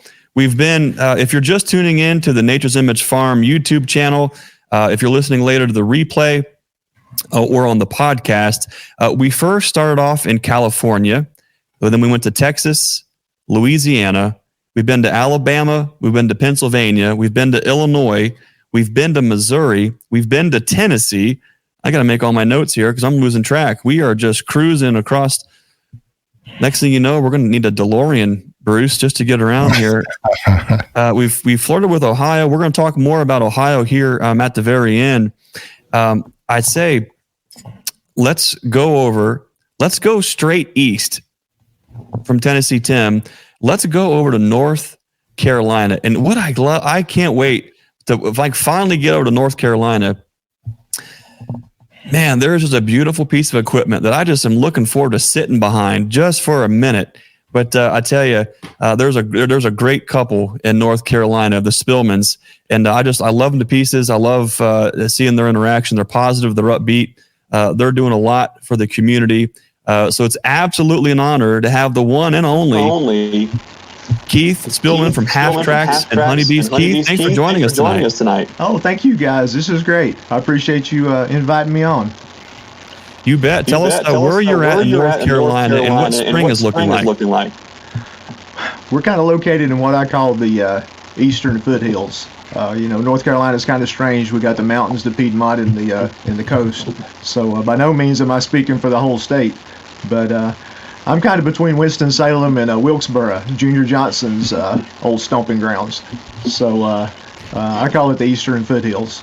Right now, we're a little bit behind where we were last year at this time. Last year we were a couple of weeks ahead. Right now, the red maples, they're budded, but they're not close to blooming. The daffodils, I go by them a lot. Last year, by the 10th of February, they were blooming, and right now they're only a couple, 3 inches high coming out of the leaves. So we might be more normal than we're used to. It's hard to say what normal is anymore. Yeah. But we're definitely behind last year. So I don't know that that's a bad thing, but that's kind of where we're at. Interesting. So you feel like you're behind in Tennessee. Bruce, in North Carolina, you're behind. Tennessee feels like on track. Just south in Alabama is right about on course. What are some things that you're looking for to really say, okay, the season is on, here we go? Hey, Keith, we're getting a little bit of an echo. Could you mute YouTube? I think. Just on your computer or phone. Yeah, now I'm a rookie at this. Just. Or you can just close the YouTube channel altogether. Leave StreamYard. Just close. Oh, okay. How's that? Is that better? Yeah, that sounds good. Okay, thank you. Yeah, I'm a rookie at this. This is my first live. So, I guess mainly what I'm looking for, like you say, once the red maples pop, the sugar maples, the dandelions, that's the first sign of the pollen that we have around here. The nectar really don't get going until April with the blackberries and my favorite tree, the tulip poplars. That's the money tree, I think, for beekeepers around this area. The thousands of tulip poplars we have with the flower gardens in the sky. So, no, back up on a little bit what I said. I said we're a couple of weeks slower than last year, but maybe that's just normal. Maybe last year was probably a weird year So maybe we're just back to normal now. So it's hard to say what normal is anymore. Well, that's a good point. What's your big spring forecast for North Carolina for the bees? I think it's looking good. Lord knows we've had enough water over the winter. I think we've had something over a foot of rain since early December. So water's not a problem. I think as long as we can cruise on through, the temps start slowly warming up, and we don't have any big freezes, which we know from what happened down around Mike Berry's area, what that can do to you. So we definitely don't want that. So I think as long as we don't have any surprise freezes, I think we're looking at a good year. Keith, where can folks find more about your beekeeping and the adventures that you and Bertha and everyone get into there at Half Tracks and Honeybees? I guess the YouTube channel is the best spot. I mean, on Facebook, I'm just listed Keith Spillman, but of course YouTube is Half Tracks and Honeybees, and y'all can tune in and see my craziness. A lot of shorts, a lot of videos. We have a good time. Me and Blue and Bertha and the creek in the woods, and I'm retired now, so I'm just having fun. So y'all just join in. Keith, thanks for joining us tonight and giving us some insight to what's going on in North Carolina. We appreciate you and wish you all the best for 2024. Thanks, guys. Y'all come down and we'll take a ride. You betcha. We'll hold you to it. We'll see you. Thank you. Every time I pass through North Carolina, I'm thinking, oh man, I just want to stop and get behind the Half Tracks, and just what a cool piece of equipment there. So if you don't know what that is, what we're talking about, be sure to go check out the Half Tracks and Honeybees YouTube channel. You'll be glad you did.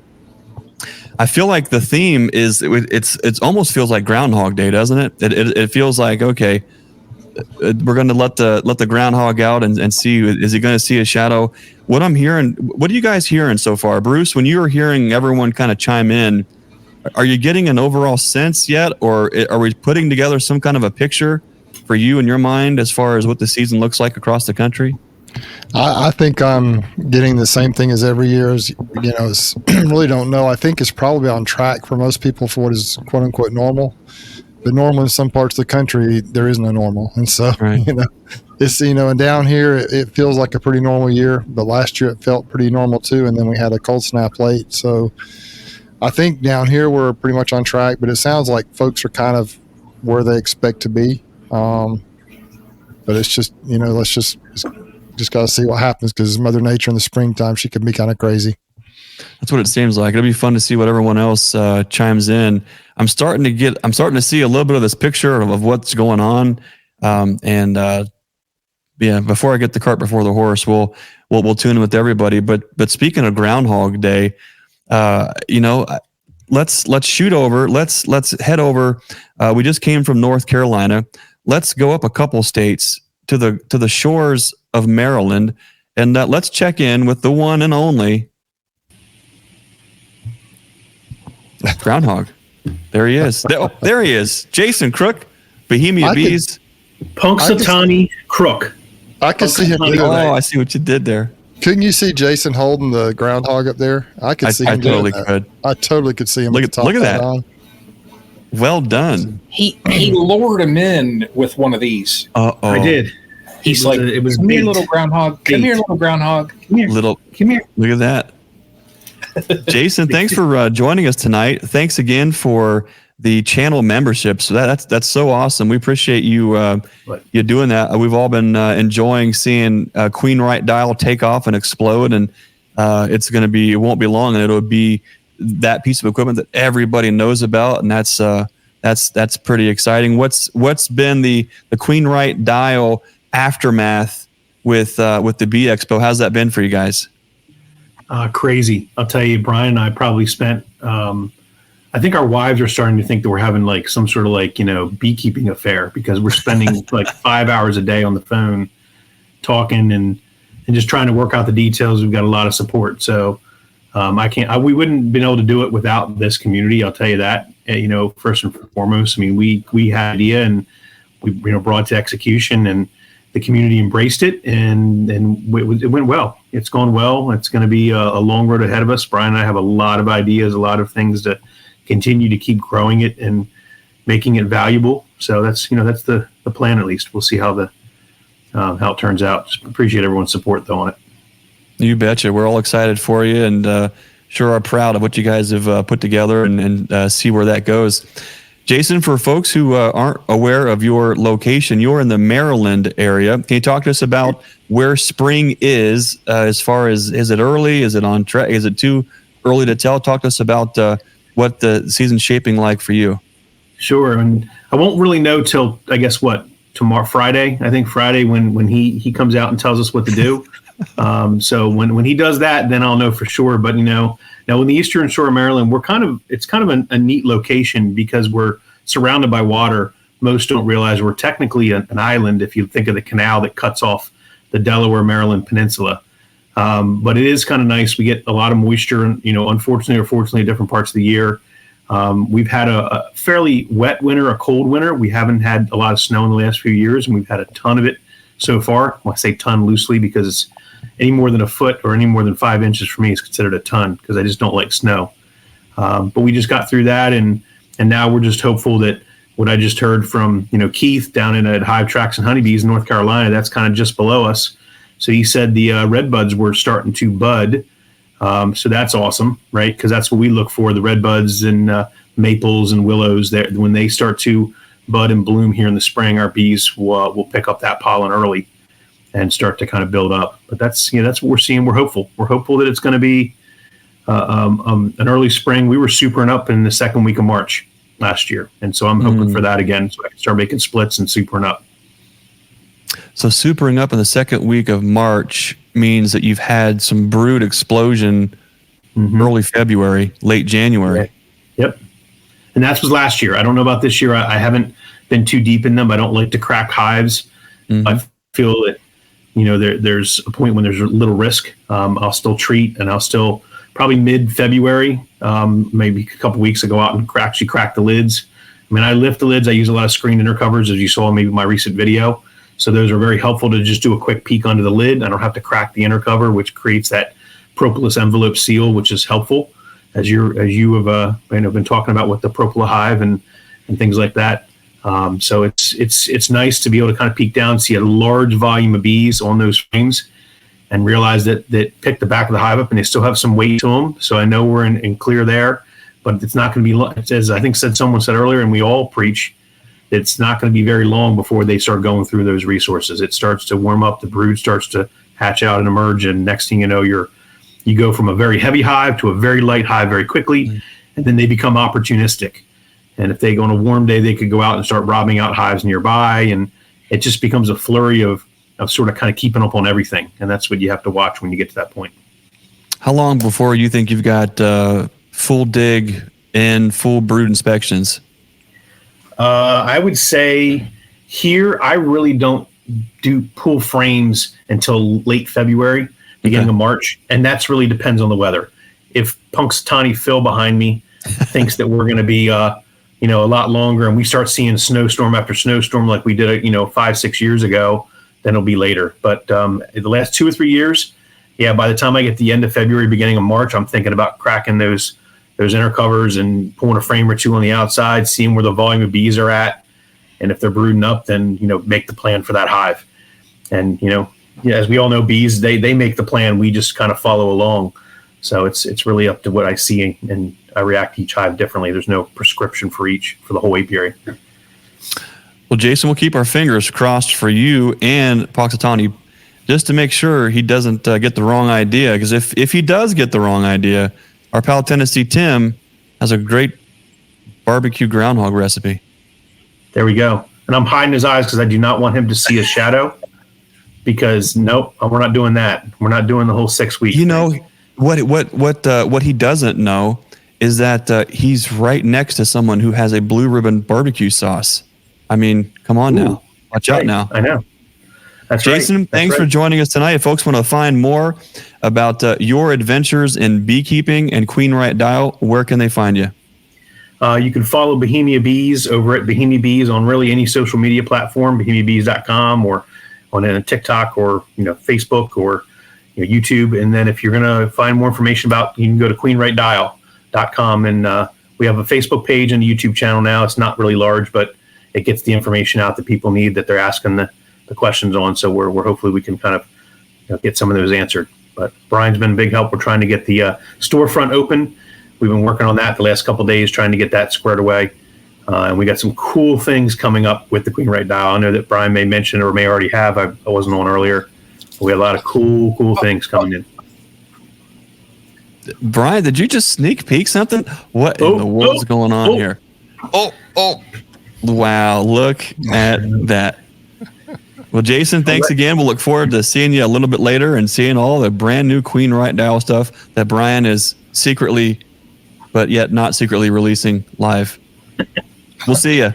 Thanks, good. Jason. Thank you, gentlemen. Appreciate the opportunity to come on chat. Yes, sir. Thanks You for betcha. joining us, man. Bye-bye. I've got to say, I love when we can pop so many people on. I hate that we have to pop them on and pop. I hate that short amount of time that we get with each person, but it's also fun to get so many great people in and a part of this community and kind of into the fold. So that's awesome too. We have got a great giveaway at Mike Berry 10,000 subscriber giveaway coming up.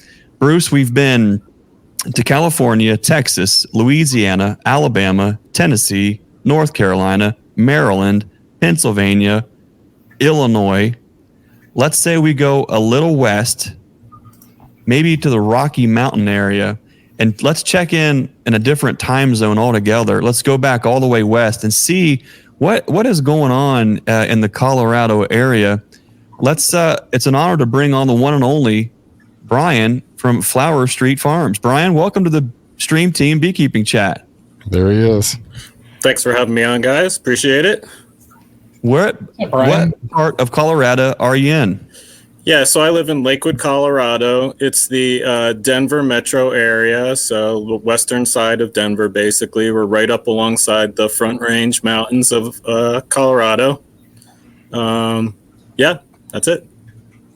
Well, where do you feel like you are with, I mean, of course, with the mountains and everything kind of buffering all that, do you feel like you're on track for spring as it was last year, or are you ahead or behind? Yeah, I'm going to be humble enough to not predict what the weather is going to do, because I know that whatever intentions you make with the weather, that can definitely take over you for sure. I would say, listening to a lot of people's description of their winter and where they're at right now, I would say where we're at here is pretty similar to Tom and Melissa in the St. Louis area. It's been a pretty mild winter. We had that one big Arctic blast. We usually get a couple, so I anticipate another one or two of those. But it's been pretty mild. So this past week has been in the upper 50s, low 60s, going around hefting my hives, adding food for anything that's light, that kind of thing. So yeah, I could say it's going to be an early spring, but once again, that spring storm can often hit you back hard, and take a lot of that spring nectar away from you. With temperatures in the 50s and 60s, if you get, at least here in Ohio, if we get 3 days of 50 and that surface of that soil warms up to 50 degrees, sometimes we get little premature early blooms. Do you guys, have you seen anything yet that's kind of bloomed early or quickly? Yeah, we've got a maple across the street. It's one of our indicators for that first pollen of the season. It's got big buds on it, but it hasn't popped yet. This time of the year, you'll always see green stuff underneath the leaves if you push stuff aside. So I see that a little bit, but not too much. It looks like it could be a week or two early, but again, it's hard to say. Well, Brian, it was great getting a chance to meet you in person at the Bee Expo. What's something that you're really looking forward to for 2024? Got a lot of big plans this year. Doing some queen breeding kind of stuff this year, so I'm gonna focus on that. Kind of building my skill set around that part of the business. So got a lot of big plans around that. Awesome. Well, where can folks find more about Flower Stream Farm Bees? Yeah, we're on Instagram, Facebook. I have a YouTube channel, but I don't do that much at Flower Street Farm Bees. Awesome. Well, Brian, thanks for checking in from thanks for having Colorado. We enjoyed having you on, and wish you all the best for 2024. Appreciate it. Thanks, guys. You betcha. Brian, I'll see you, buddy. Take care, man. You know, I don't know what I was expecting for Colorado. I don't know that I was expecting it to be as close to Missouri, but it's one of the things where the weather, it's not that you never get a grip or a handle or get it lassoed or reined in, but you just try to get some kind of idea of what is it doing or what is it not doing. And there's a lot of old timers have metrics and things that they look for. Never a calendar, but little things that pop up throughout the season. I know Bruce and Brian, we've in our own areas, we may have something similar, but so far what I'm hearing is there's a lot of inconsistency with kind of where spring is, even as compared to last year. And what I keep hearing is everyone's comparing this year and saying, well, it might be normal or on track, but that was compared to last year, and there wasn't anything normal about last year. So I don't know. Yeah. I might be more confused now than before when I got started. I don't know what that means for spring planning. What do you think, Bruce? I say the question is, you have to define what normal is. How can you? Can you? I mean, can we? When it comes to weather, I mean, there are certain patterns of things that happen. Kind of like I mentioned before. Here we usually have some cold weather, then about now it starts warming up for a few weeks, and then we have a little cold snap. And sometimes that cold snap is more brutal than other years. Occasionally we'll have a year where we don't have that cold snap. We just go right into spring. But I'm anticipating, a couple of weeks of pretty mild weather, and then maybe a couple of weeks of some pretty chilly weather, and then by late March, mid to late March, it'll probably be warmed up for spring here. So that's kind of what our normal pattern is. But then I think here it is somewhat inconsistent. But here you have more the extremes of the temperatures, what the difference is lots of times, as opposed to actually the order of things. I know, obviously it does vary some, but in spring it's just, I think it's kind of an unpredictable thing wherever you are. I don't think spring is really, it's just kind of, that's the nature of the beast, so to speak, I think. Yeah. But we'll talk about it here towards the end on kind of what I'm looking for, what I'm seeing, and historically what that's meant. If there's anything predictable, it is that the season's unpredictable. However, the trees and the birds and the frogs and some of the flowers, they don't lie. When the conditions are met, they move on and they go into that next season of life. And that is one thing that doesn't change. As do the bees. I mean, the bees recognize certain indicators in and nature, and then they build up. One way to, I think, tell what's going on is to see what the bees are doing. If they're starting to really build up and lay brood and starting to grow and put in some white wax, there's something going on somewhere, because they can't do that without nature doing its thing. And so, you look at the flowers and stuff, but you also can tell some things that are going on by looking at the bees. You can tell by their attitude and by what their activities are. So, they're in perfect tune with nature, and sometimes it comes back to nip the bees and the beekeeper a little bit in the tail if you have that uncharacteristic snap or whatever. It gets colder than usual or hotter than usual at a weird time, but usually the bees are pretty much in tune with what's going on, probably better than we are. Yeah, absolutely. Well, Brian, what do you say? Mike Berry, the world famous Mike Berry, is known for not only Mike Berry's Best Honey, but what a great guy and a great YouTube channel. I know I've enjoyed kind of seeing what he does. Mike just hit a huge milestone and reached 10,000 subscribers on his YouTube channel. Mike, that's awesome. Congratulations. What a big deal. For folks who may or may not have a YouTube channel, you talk about dedication and just, it's a lot of work to get videos out and to edit them and to humbly share your experience. And Mike has done a phenomenal job of that. So, Mike, it's an honor to call you a friend. We're really happy and excited for you. And tonight, to celebrate Mike Berry's 10,000 subscriber, we want to give away, Brian, what are we giving away? He's going to do a 5-pack of the dual dials. So, and these were just released.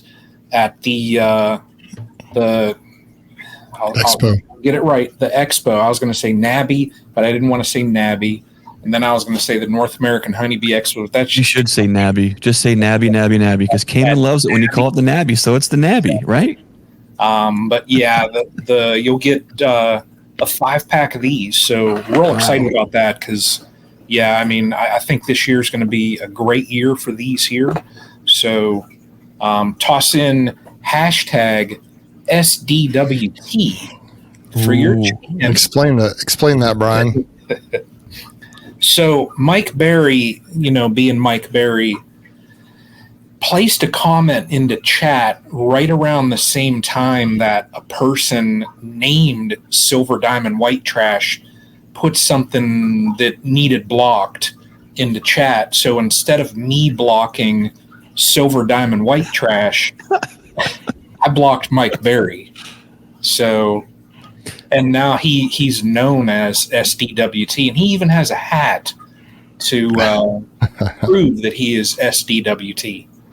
So, courtesy of Mike Brian is Lee. lucky you caught that because when all the folks that are doing live channels and live streaming, you've got all kinds of different bots and softwares that are constantly they're there and in place to catch the profanities, and these kind of platforms are just ripe for all kinds of spamming and trolling and you name it. So there are little safety measures in place to catch that kind of stuff.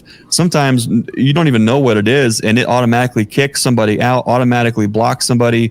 You just have no idea. So Mike is lucky that you even caught that and were able to figure out you hit the wrong person. So it is what it is, I guess. But hashtag SDWT. Mike Berry here writes in, huge thank you for all your support, folks. The channel's success is all due to your faithful support. Mike, we really appreciate you. And keep up the good work. What an awesome accomplishment. Oh, So yeah. hashtag SDWT for your chance to win the 5-pack of dual Queen Right dials. And I think Mrs. Burns is listening, Susie. That's just the right shape and size. So go ahead and put us in for one too. We give it to one of the kids for Christmas. What do you say, Brian? How many? Let her roll. Yeah, it was up to 135 there. So, and the winner is Rob B's Apiary. Okay. Way to go! Congratulations. You're the brand new winner of a 5-pack Queen Right Dial Dual Edition in honor of Mike Berry's 10,000 subscriber. Awesome. Send me an email, and I will get you connected with Mike Berry, and we'll make that happen. So, congrats again. Well, that's pretty cool. Well, tonight, if you're just tuning in to the Nature's Image Farm YouTube channel, to the spring forecast, we are taking a trip all across the country, tuning in from beekeepers from all over to give us their insight as to where they are with spring. Is it here? Has it been there? Is it yet to come? Is it nowhere in sight? We've been literally coast to coast. And when I think of spring forecasts, some of the things that I'm thinking of is I'm thinking of palm trees and flip-flops, and you just living life, 80-degree days. You know where the first place that I think of when I think of, where I really have got to know? I think of Canada. So let's bring on the one and the only Brad from the Bee Man of Faith Apiaries. Brad, thanks for joining the Stream Team Beekeeping Chat. How are you? Hey, everybody. Thanks for inviting me on, guys. I really appreciate that. I'm doing good. I'm real excited to get back to work, actually. What? Tell us about, Canada is like a giant place. It's like, whereabouts in Canada are you? And for folks who are geographically challenged, in relationship to what U.S. state, if you want a straight line up, would you be found? Hey, boss. Okay, if you look at the map and you look at Minnesota and North Dakota, you look at the border there, you go straight north of that border. That's where I am. Actually, that border is the Red River, and the Red River runs just a few miles from my house. So that's where I am. Yeah. Beautiful. What And does I'm just 50 miles for no, I'm not 50 miles. I'm 89 miles north of that border. I know that. So that puts me right in the center, the geographic center, east to west in Canada. So we're sometimes they say we're in the heart of the continent. Wow. What do things look like right now in the bee yard? Covered in snow, covered in mud. Well, what's it looking like? That's what the bee yard looks like right now, right there. It's not quite that much snow. This isn't a current picture. It's just a pretty one. Wow. But my bee yard is probably got a foot of snow right now. My bees, I winter indoors, so there's really just stacks of equipment waiting for summer in the bee yard. And then a bee barn full of, hopefully, live bee colonies. So you probably, with snow on the ground, it's not like you've had enough of that thaw and then enough, see, at least here, for us, at like 50-degree Fahrenheit days, we get 3 or 4 of those in a row, things start to wake up. And then you start to get excited. And then one thing is a sequence to the next. With a foot of snow, I mean, you're probably a little off from seeing it. But what are some natural indicators that you look to, if you do, as to whether spring is coming and how far off she is? Well, first I'll tell you, you're not far off from that's a good synopsis of what I would normally be seeing here. But we have this phenomenon about the third week in January, and sometimes it's a little off. We call it the January thaw, and it happens more often than not. About the third week of January or so, we'll get very warm temperatures. The snow will start melting. It turns into a real mess here, and that's today. You said 50 F. Well, today it was 50 F here. Wow. And the snow is melting, and the bee barn fan is going overtime to keep the barn cool. It is absolutely beautiful, beautiful day here. Now, that can cause a problem because our winters are very long, and we need to keep the bees dormant. And when it gets that warm outside, the outdoor wintered bees then start to wake up a little bit, especially if they're in the sun. Because 50 F in a bright sun, that gets a lot hotter than 50 F. And the indoor bees, if the building doesn't stay cool, then they start to get a little restless. So they're in the dark, so they don't have that solar gain to wake them up, which is good. My barn has actually been going pretty good. It's only got about 40. I'm doing conversions in my head here because I want to talk Celsius. So we're running about 45 F, which I target about 40 F for my bee barn. So it only went about 5 degrees Fahrenheit.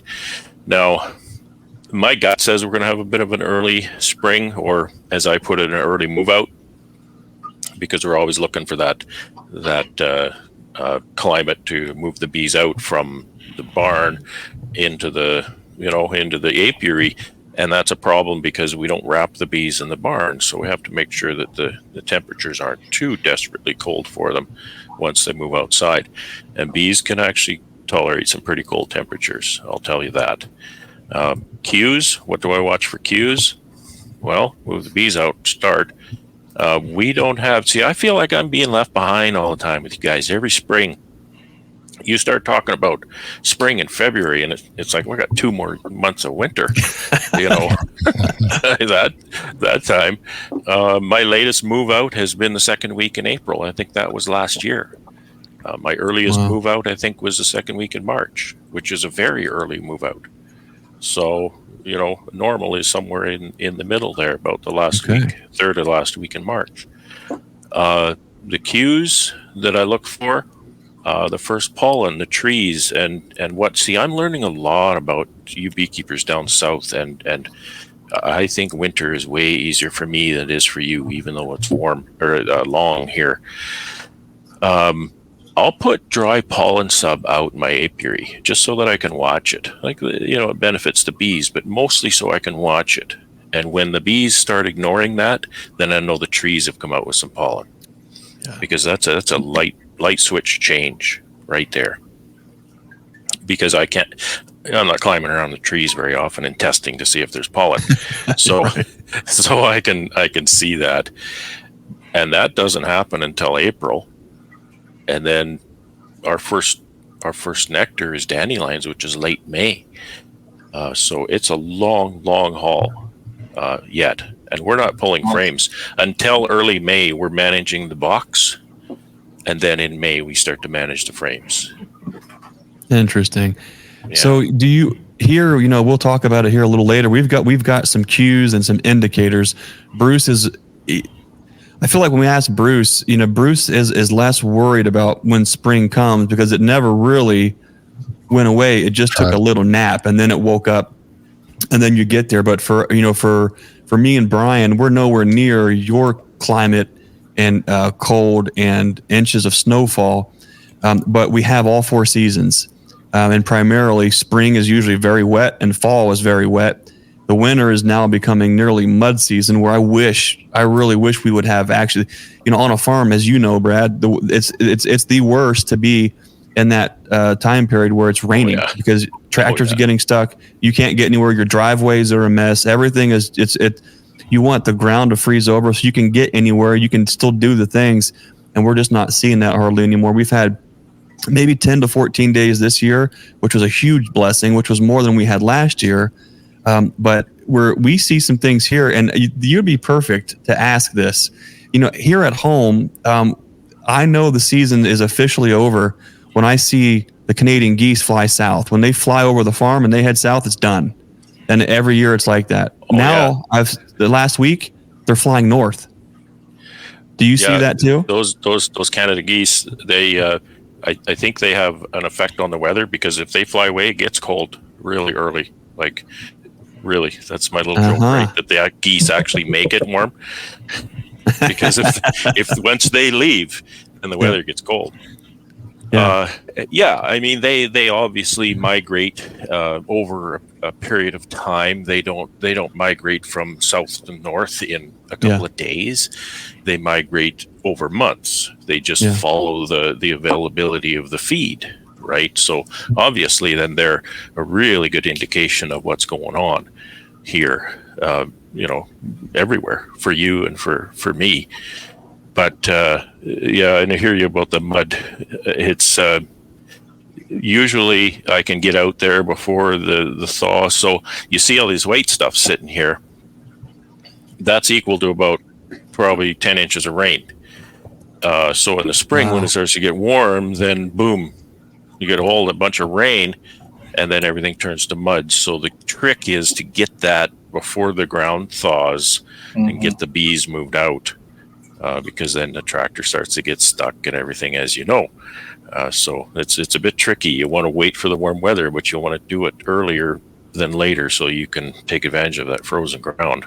It is like Christmas time, though, when it does melt, because there's the chains you lost, and there's that socket set that you were working on, that thing that you forgot about. It does. There's all these treasures that come out of nowhere in all there. the stuff I own.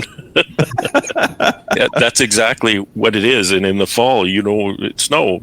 So in the fall, I'm doing my cleanup. It takes a long time. You do your cleanup in the fall because you've got to memorize where everything is, right? Yeah. Because otherwise you'll be slamming into that with a snowblower or something, and then you've got big problems. Yeah, exactly. A bunch of stuff. Well, Brad, it sounds like spring is nowhere to be found. When it does come, it's just fast and furious, and it's through a muddy, soppy season first, and then tree pollens kick in. The bees start to kind of do their thing, and you're off to the races. What here at home, we get many rounds of queens in, and we start grafting. Easter is the moving target, but somewhere in that 2nd to 3rd week in April, we can start grafting. Typically, when do you start grafting on average in your neck of the woods? Yeah, that's a good question. The cue that I've been taught to wait for is walking drones. So until I see the walking drones, I shouldn't graft, because they're not going to be mature enough when my queens need to mate. And that's going to be the early times that I'm going to see walking drones are early May. Okay. Really early season, late April. So it's going to be a while yet. Interesting. for that. Yeah. So you're probably 2 to 4 weeks behind us in Ohio. Interesting. Okay. Yeah. We're behind everybody. Well, the Everybody good news gets their is, bees Brad, out. is you'll get to see all of us bragging that we're out here working bees. Yeah. And now then you'll know, well, you've got 2 to 4 weeks still to catch up on all your TV shows and everything else, and finally that's start the it. season TV off. shows. I watch TV all winter. Then we all know that's exactly what you do when you're not doing bees, is resting. No farmer does, it seems, do they? I'm slaving away in the wood shop for months before the bees come out, and hopefully get my work done before the bees start taking my attention. But well, Brad, you've got a great YouTube channel. What's something you're looking forward to sharing with your audience in 2024? Yeah, well, it's looking like I'm going to get to share another rebuild. I got struck with some amatraz resistant mites last summer, so it's going to be a rough winter, I think, for me again. But a lot more grafting, nuke making, and rebuilding in that respect, and learning new tricks. I haven't really employed formic acid in my apiary very much, and I want to learn that, because I think it's a very effective treatment, and one that I have to move to, because amatraz is a done deal for me. No more amatraz for me. So that's one of the things. Overall, moving toward making more nukes each year, and of course continuing to refine my queen raising, my grafting, etc. And when I say that, I've been practicing it enough to kind of have a pretty good idea how to do it. The thing I need to do, because I'm one person running 100, 150, 200 colonies, the things I have to really fine tune are, how do I get all that work done by myself, right? And I went through last year, I mean, Bruce knows, I look at you, Bruce, and all you guys that have day jobs, and I think, I don't know, you guys are crazy. I don't know how you do it with a day job and running all those colonies. That's nutty, because I can hardly keep up, and this is my job, right? This is it. So that's one of the things that I have, but that's a really interesting challenge to think about those processes and say, where can I cut a corner without cutting a corner? Where can I save time without compromising the product? And so I think there's a lot of advancement I can make in that to do what I'm doing with a little less effort, a little less time involved, and I'm not that young, so I kind of need that. Every year I'm older too. Can you imagine that? How does that work? I mean, what's going on here? and the years are shorter too. I don't know. It seems like it. Yeah. I understand that completely. I feel the same way. Every year feels different. It honestly does. It feels a little tough, a little harder. And as far as a beekeeper, I'm a baby. This is season 9 for me. I haven't been doing it very long. But when I think 9 years I've been doing this, it seems like about 3, maybe, So those are some of my challenges and what I hope to, bring onto the channel, and some of those things that I need to attain this summer. That's awesome. When it's as you talk about that, when certain things like beekeeping, if you're in your 9th or even your 10th season, you've only had 9 or 10 opportunities to overwinter. Exactly. And truth be told, of the 9 or 10, there maybe was 1 or 2 that were really decent. That you said, I had 60% of this thing maybe figured out. And that's humbling to think about, because, even after your 20 or 30th season, you've only still done something 20 or 30 times. That is not a lot, but we get older, and our abilities may change. Our context, our scales all may change, but that's quite a humbling thing to think about, that even 10 years or 20 years in. Try to learn to play a violin and only, go to play in an orchestra, and you've only touched the thing 10 times. You think, okay. Oh my gosh, can you imagine? Yeah, I played guitar for years and years and years before I thought I could even start bands and do all that. Yeah. And now I can still pick up a guitar all these years later, and I can get through it no problem. And that's because of all the repetition. So many aspects to, not only beekeeping, but the beekeeping business, that you only get to try that one. I only get to try, say, formic acid in the spring. Right.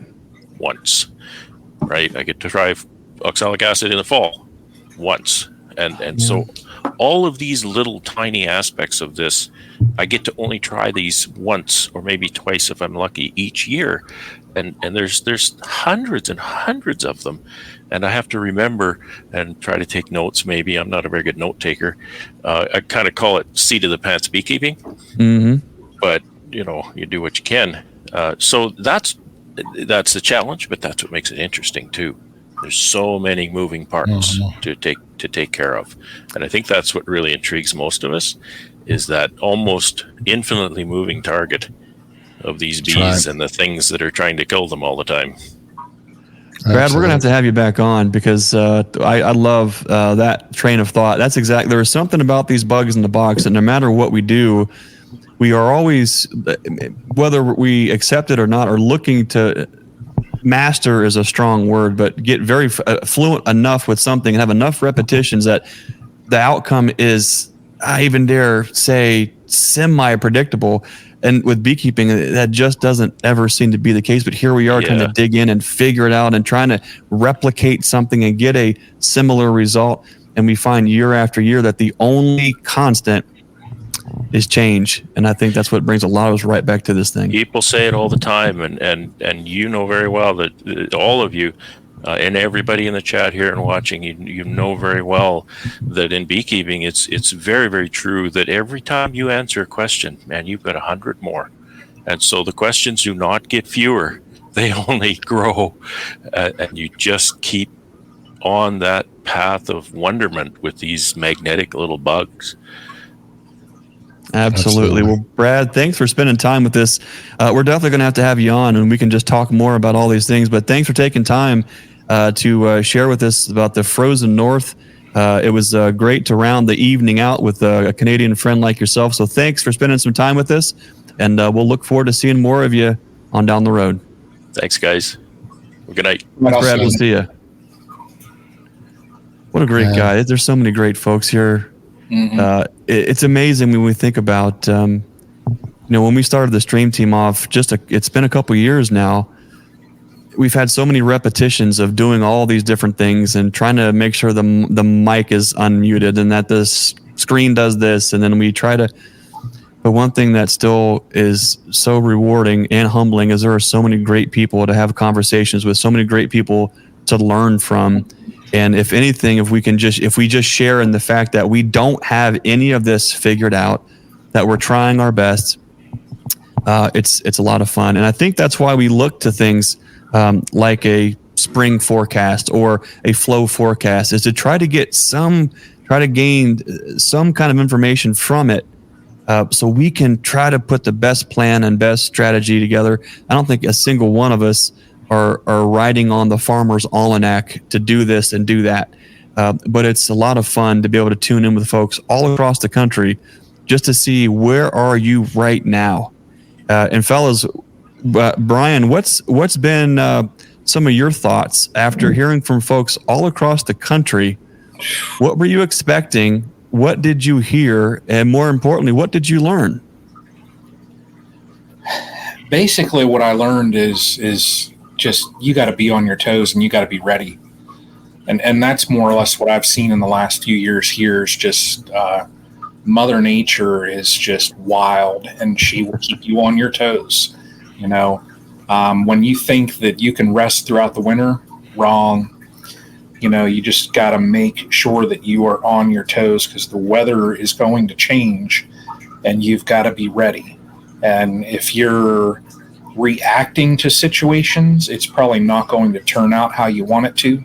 So it's best just to be proactive. Yeah. You know what, Brian, so Bruce has intentional beekeeping. I think Brian, a list of your speaking theme, proactive beekeeping. With Brian, I actually spoke about Michelle Cooper. I like it. What about you, Bruce? After hearing everybody and kind of learning where they're at and what they're doing, what did you think that you would hear? What did you hear? And what did you learn about where spring is across the country?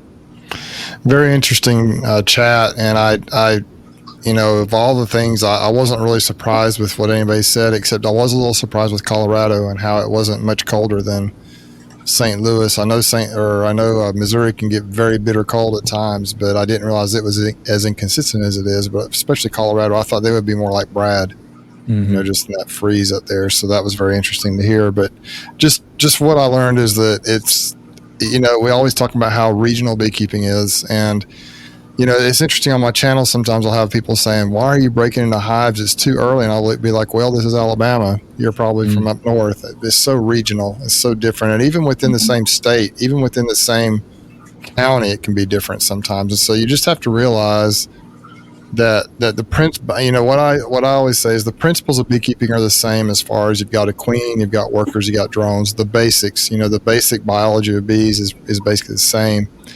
But there are so many variables, and so you can't. It's good to watch YouTube. It's good to read books, but you just have to get in the bees and learn your bees and learn what happens in your area and each bee yard, each place. And as you get more experience going through winters, you begin to be able to maybe roll with the punches a little better sometimes. And sometimes Mother Nature still throws you a big punch in the gut, like what's happened to me up in Ozark this year. I've just never experienced this before with these beetles, and so it's just a brand new thing for me, and so it's just you just never know what to expect, but just try to be prepared and do the best you can. But what I've learned about, like I said tonight, is that it just is regional, and it's best if you want to learn how to manage winter and spring in your area. You should kind of talk to people who are successful in keeping bees in your area. Is probably the best way to do that, I believe.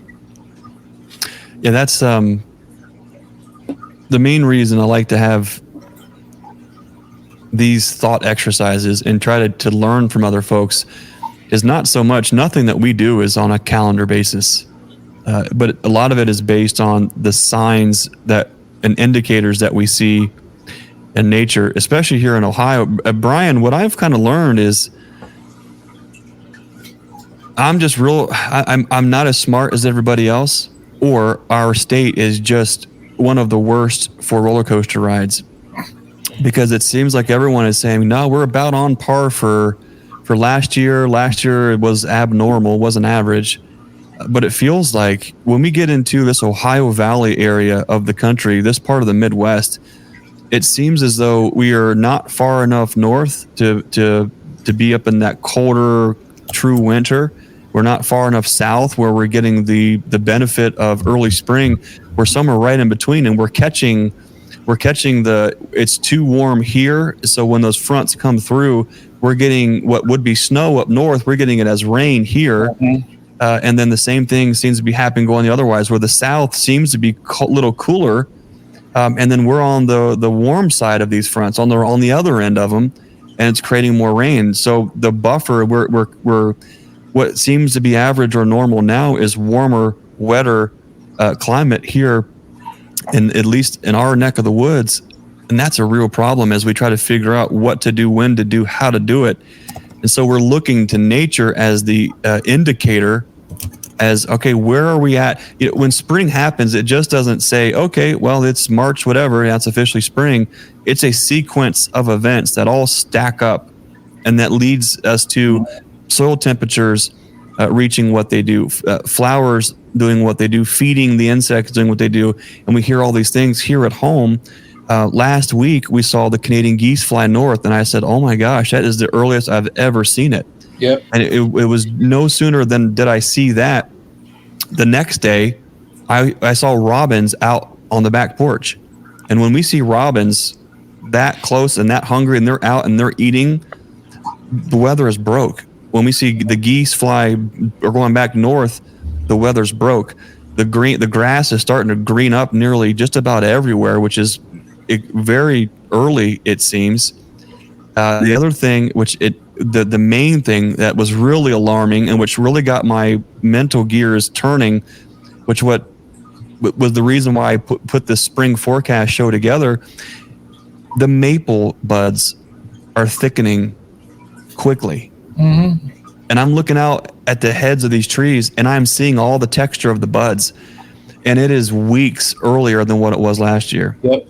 And I'm not just talking about a small maple who just got a little extra. I'm talking about if you've ever been here to the farm, when you pull in, especially the giant one on the left as you are pulling in, and you look down the hill around all the pond where that is all maples, all of them are thickening and the texture is intensifying. And I'm thinking, I didn't see that last year this early. It seems like it was February 14th, and I noticed, okay, what is going on with the buds? Something's going on here. It seems like we're 2 weeks earlier. The next thing that I'll look for is we'll start to hear spring peepers. We'll hear that.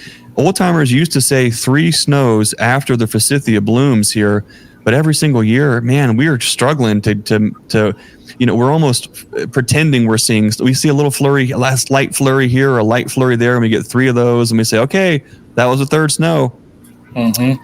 But man, the forsythia blooming is definitely an important one. But anymore, the forsythia, when it blooms, our season is really already kicked on. It's even earlier now than redbud. Dandelions are kind of mixed in between. It's just so wonky and wild. What I've seen exceptionally odd this year is we have a maple out in the yard that's got buds on it in January. And then also when I walk the pup out at nighttime, I always take a flashlight just because we got bad coyote problem around my area now, and we've got skunks, so I don't want to get sprayed and stuff like that. But recently when I've been walking, now this is ending of January, and this even started middle of January, when I walk out at the nighttime with the pup, I'm seeing night crawlers. Oh my gosh. I'm serious. I go down by the field and there's literally hundreds of them as I walk. And I'm like, why are there night crawlers out in January? The ground should be frozen, So I think this year in Ohio, we're going to have a huge surprise. I do. I want to share this because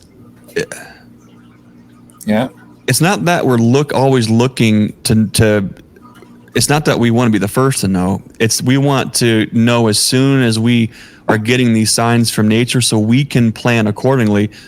And we're not the gambling type. We're not going all in and saying, okay, time to go make all the splits or go get all the nukes we're looking for all these sequences to stack. And one of the ones it definitely is maple blooming. And Tennessee Tim down in Culleoka, just south of Nashville, he's really only about 14 days ahead of us. For the several years I've known Tim, as goofy as our weather has been and his weather has been, it's really only been about 2 weeks ahead of us or so. Maybe a hair more. And what Tim says here is the maples are about to bloom in his neck of the woods. That's fast forward 2 weeks, that puts us Valentine's Day from right now. And then we're usually 2 weeks after you. Wow.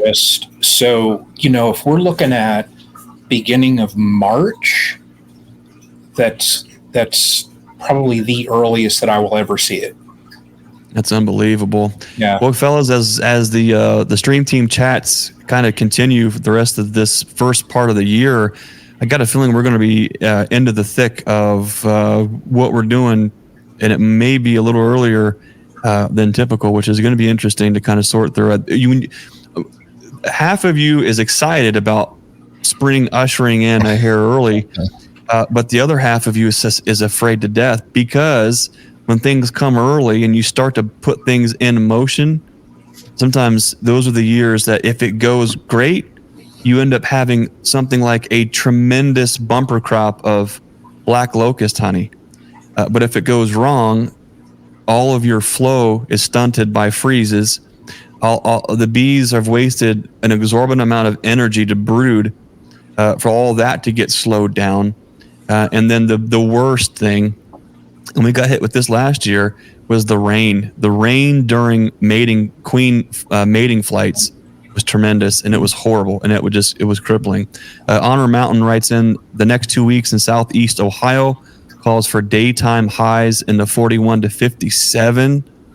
That's Fahrenheit, and moderate nighttime lows, tracking toward a very early spring. But we'll see. Honor Mountain, I'm with you. I got a feeling you're going to be hearing spring peepers before you would expect to. That's just one thing that we kind of seem to hear. Bohemia Bees writes, "You are going to give me nightmares." I am not a fear monger, but however, it is the sound, the call when the things are stacking up and you're starting to get the feeling. The call that we're putting out is, "Hey, don't get caught by the short hairs. Be prepared." And if you start to see these things, here are some things that you can do. And I love what Brad talked about, and we'll get into that too. But it never hurts to put some dry pollen sub out to see what the bees are doing. And then when they're eating on it, and then all of a sudden when they stop and they could care less, well, they're getting the goodies from somewhere else. Where's that coming from? And that can be another indicator for the season. So, well, we want to thank everyone for spending time with us tonight here on the Nature's Image Farm YouTube, the Stream Team Beekeeping Chat. We have taken a trip all across the country, California, Texas, Louisiana, Alabama, Tennessee, North Carolina, Maryland, Pennsylvania, Ohio, Illinois, Colorado, and Canada. And listen back if you're just tuning in.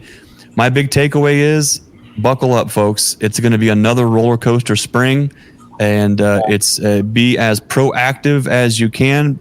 It's going to be the type of season where you don't want to be in the reactive chair driving, because it is really hard sometimes. But at the end of the day, spring is going to do what she will do. All we can do is try to read the signs, make good calls, and try to put our best foot forward based on our experience and the wisdom that we've gleaned from all of that too. So it'll be exciting to see how things roll out for the rest of the year. Bruce, what's coming up for Bruce's Bees this coming week? Just going to try to check on them again. If hopefully we have some good weather coming up, so I'll be able maybe to spend a couple of days in the bees, and I just go check on them, see how full the hives actually are. They look full from the top, make sure they're full all the way through, maybe add some boxes and on some of them, and maybe they'll start spreading up into those boxes, make sure they got good weight. Just double check the ones up in Ozark, possibly move some of those out to better areas, maybe give them a little boost. And just this game on, I actually have some queens. I found some mated queens. I'm going to try to do some splits early so I can recover some of the losses that I've had this winter, and then I hope to be able to graft and make a few queens a little bit later in the spring when I'm more confident with the ability for them to get mated. Because once again, here with the weather, it can be cold or it can be rainy, and those mating flights can be destroyed, if you try and graft too early. So I'd like to give my bees the best chance to have success if I do some grafts, especially since I've tried it a time or two in the past, but never really given it a whole lot of effort. So this year I'm pretty serious about it. So I'm going to pick out, probably 2 or 3 colonies to try and pull some grafts from. And some of my upcoming videos, I'm hoping to be able to show you kind of what my thought process is with that, and some of the ones I'm going to pick. And that's kind of where I'm at. And then it's kind of like get on the train. It's just moving forward. There's no, the bees don't wait for you. They're going to do what they're going to do, and either you're going to take care of them and help manage their space and keep them in the hives the best you can, or they're going to be in the trees. That's just how it works. And so we're at that point to where, I've heard of some swarms around here already, at least a couple, 1 or 2, but I think we're knocking on the door of having just a crazy swarmy season starting here very soon if I don't get on top of this thing. Wow. Brian, Bruce is over here talking about swarms getting ready to cut loose anytime, and here we are in Ohio, just jealous as always of the Dauphin Shogun. Brian, what's coming up for you in Castle Hives this coming week? I tell you, this weekend we're going to have Sunday. It's going to be 50 and sunny, so I probably will go over, and as much as what it pains me to say that I'll do this, but I might peek just to see, if I can catch a glimpse of cluster sizes and things like that. We'll see. I mean, I've got that new little camera that I can also get in there and look, but a lot though too by the front of the boxes. I'll be able to tell, but I know I'm going to have to stay on top of their feed. Just this weather is so crazy, and I know we're going to have at least, I would imagine it's probably going to be 5 or 6 weeks at least before we have anything out there if it's super early. So this is just going to be such a critical time. And we normally say like March is where you lose a lot. Well, that may have moved forward into February now. Mm-hmm. So it's not bad though. If you stay on top of it, it won't be bad, but that's what I want to do. I just want to stay on top of things and make sure that I'm ready when Mother Nature says, hey, it's go time.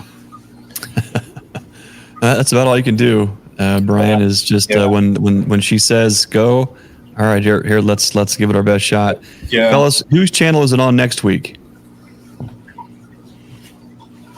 No, it's you, Brian. It's mine? Yes, sir. I don't even know where.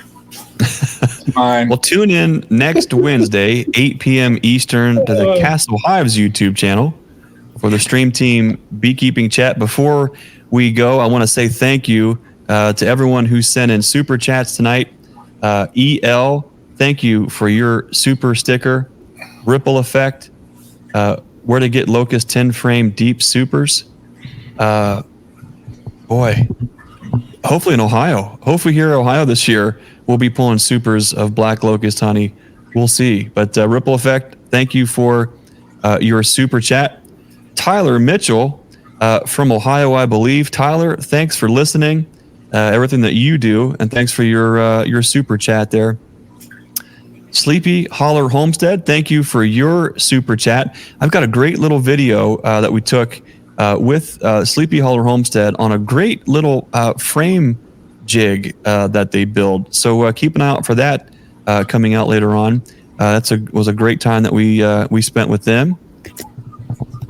Two bee brats honey in Northeast Pennsylvania. Question for Greg: when was the earliest for grafting? It's typically it sort of follows the Easter season. Of course, that's a moving target. Second week in April, third week in April, when we've got mature drones running around and lots of them, is when we get started. We don't try to push it too early. It's a wasted effort. It seems like the return's just not worth the investment. So historically, here in our neck of the woods, second, third week in April is about the earliest we can get started. But that's all, of course, weather dependent. And our big shout out and thank you to Big B Lee. Brian Lee, thank you for your $20 super chat. Enjoying the stream team tonight from Auburn, Alabama. Brian was at an Auburn basketball game watching the chat. He sent me a picture of him. You got it, Greg, on your phone, of him actually at the game watching the chat. So that was kind of funny. He said he was getting some odd looks. Let's put him on the spot here. Let's see. Oh, look at this! Is hilarious. Let's see if we can. There is a picture. A picture. Isn't that cool? Him holding up the chat. That was when Brad was on. No, nice. That's awesome. That's great. Thanks, Brian. Well, we appreciate everyone for spending time with us tonight. We really do appreciate it. Let's keep the conversation going. If you're listening later, send us a comment. Put in your state and what you're seeing right now, and we're gonna enjoy take a look at all those comments and responding, and just kind of see where are you. Make sure to put your state, so everyone who reads the comments can go back. It'll be a lot of fun to cruise through and see. Put what state you're in, and if you feel like spring is early, on time, or late. It'll be a lot of fun to kind of cruise back through and check all those out. We really just want to say thank you. We really appreciate you guys. If you're interested in package bees, the first route is sold out. The first offering of the second route is sold out. We have the third route still available. You can go to our website at naturesimagefarm.com. You can take a look at our packages, nukes and queens, and be on the lookout very soon for the EnduraHive wax dipped to be released on our website. We've been busy building boxes and dipping. Really looking forward to getting those out on the website and shipping those across the country too. So if you're interested in EnduraHive wax dipped beekeeping equipment, we'd love for you to keep us in mind at naturesimagefarm.com. I want to say thanks for everyone spending time with us, tuning in, sharing a little bit of your beekeeping journey all across the country. Like the honeybee is to the hive, we're better together. And so always a lot of fun when we can do this thing with friends. Next week, the Stream Team Beekeeping Chat on the Castle Hives YouTube channel, 8 p.m. Eastern. Be there. or B Square. And until next time, I want to remind you, be the lighthouse and be the change you want to see in this world. We'll see you next time. Thanks for watching.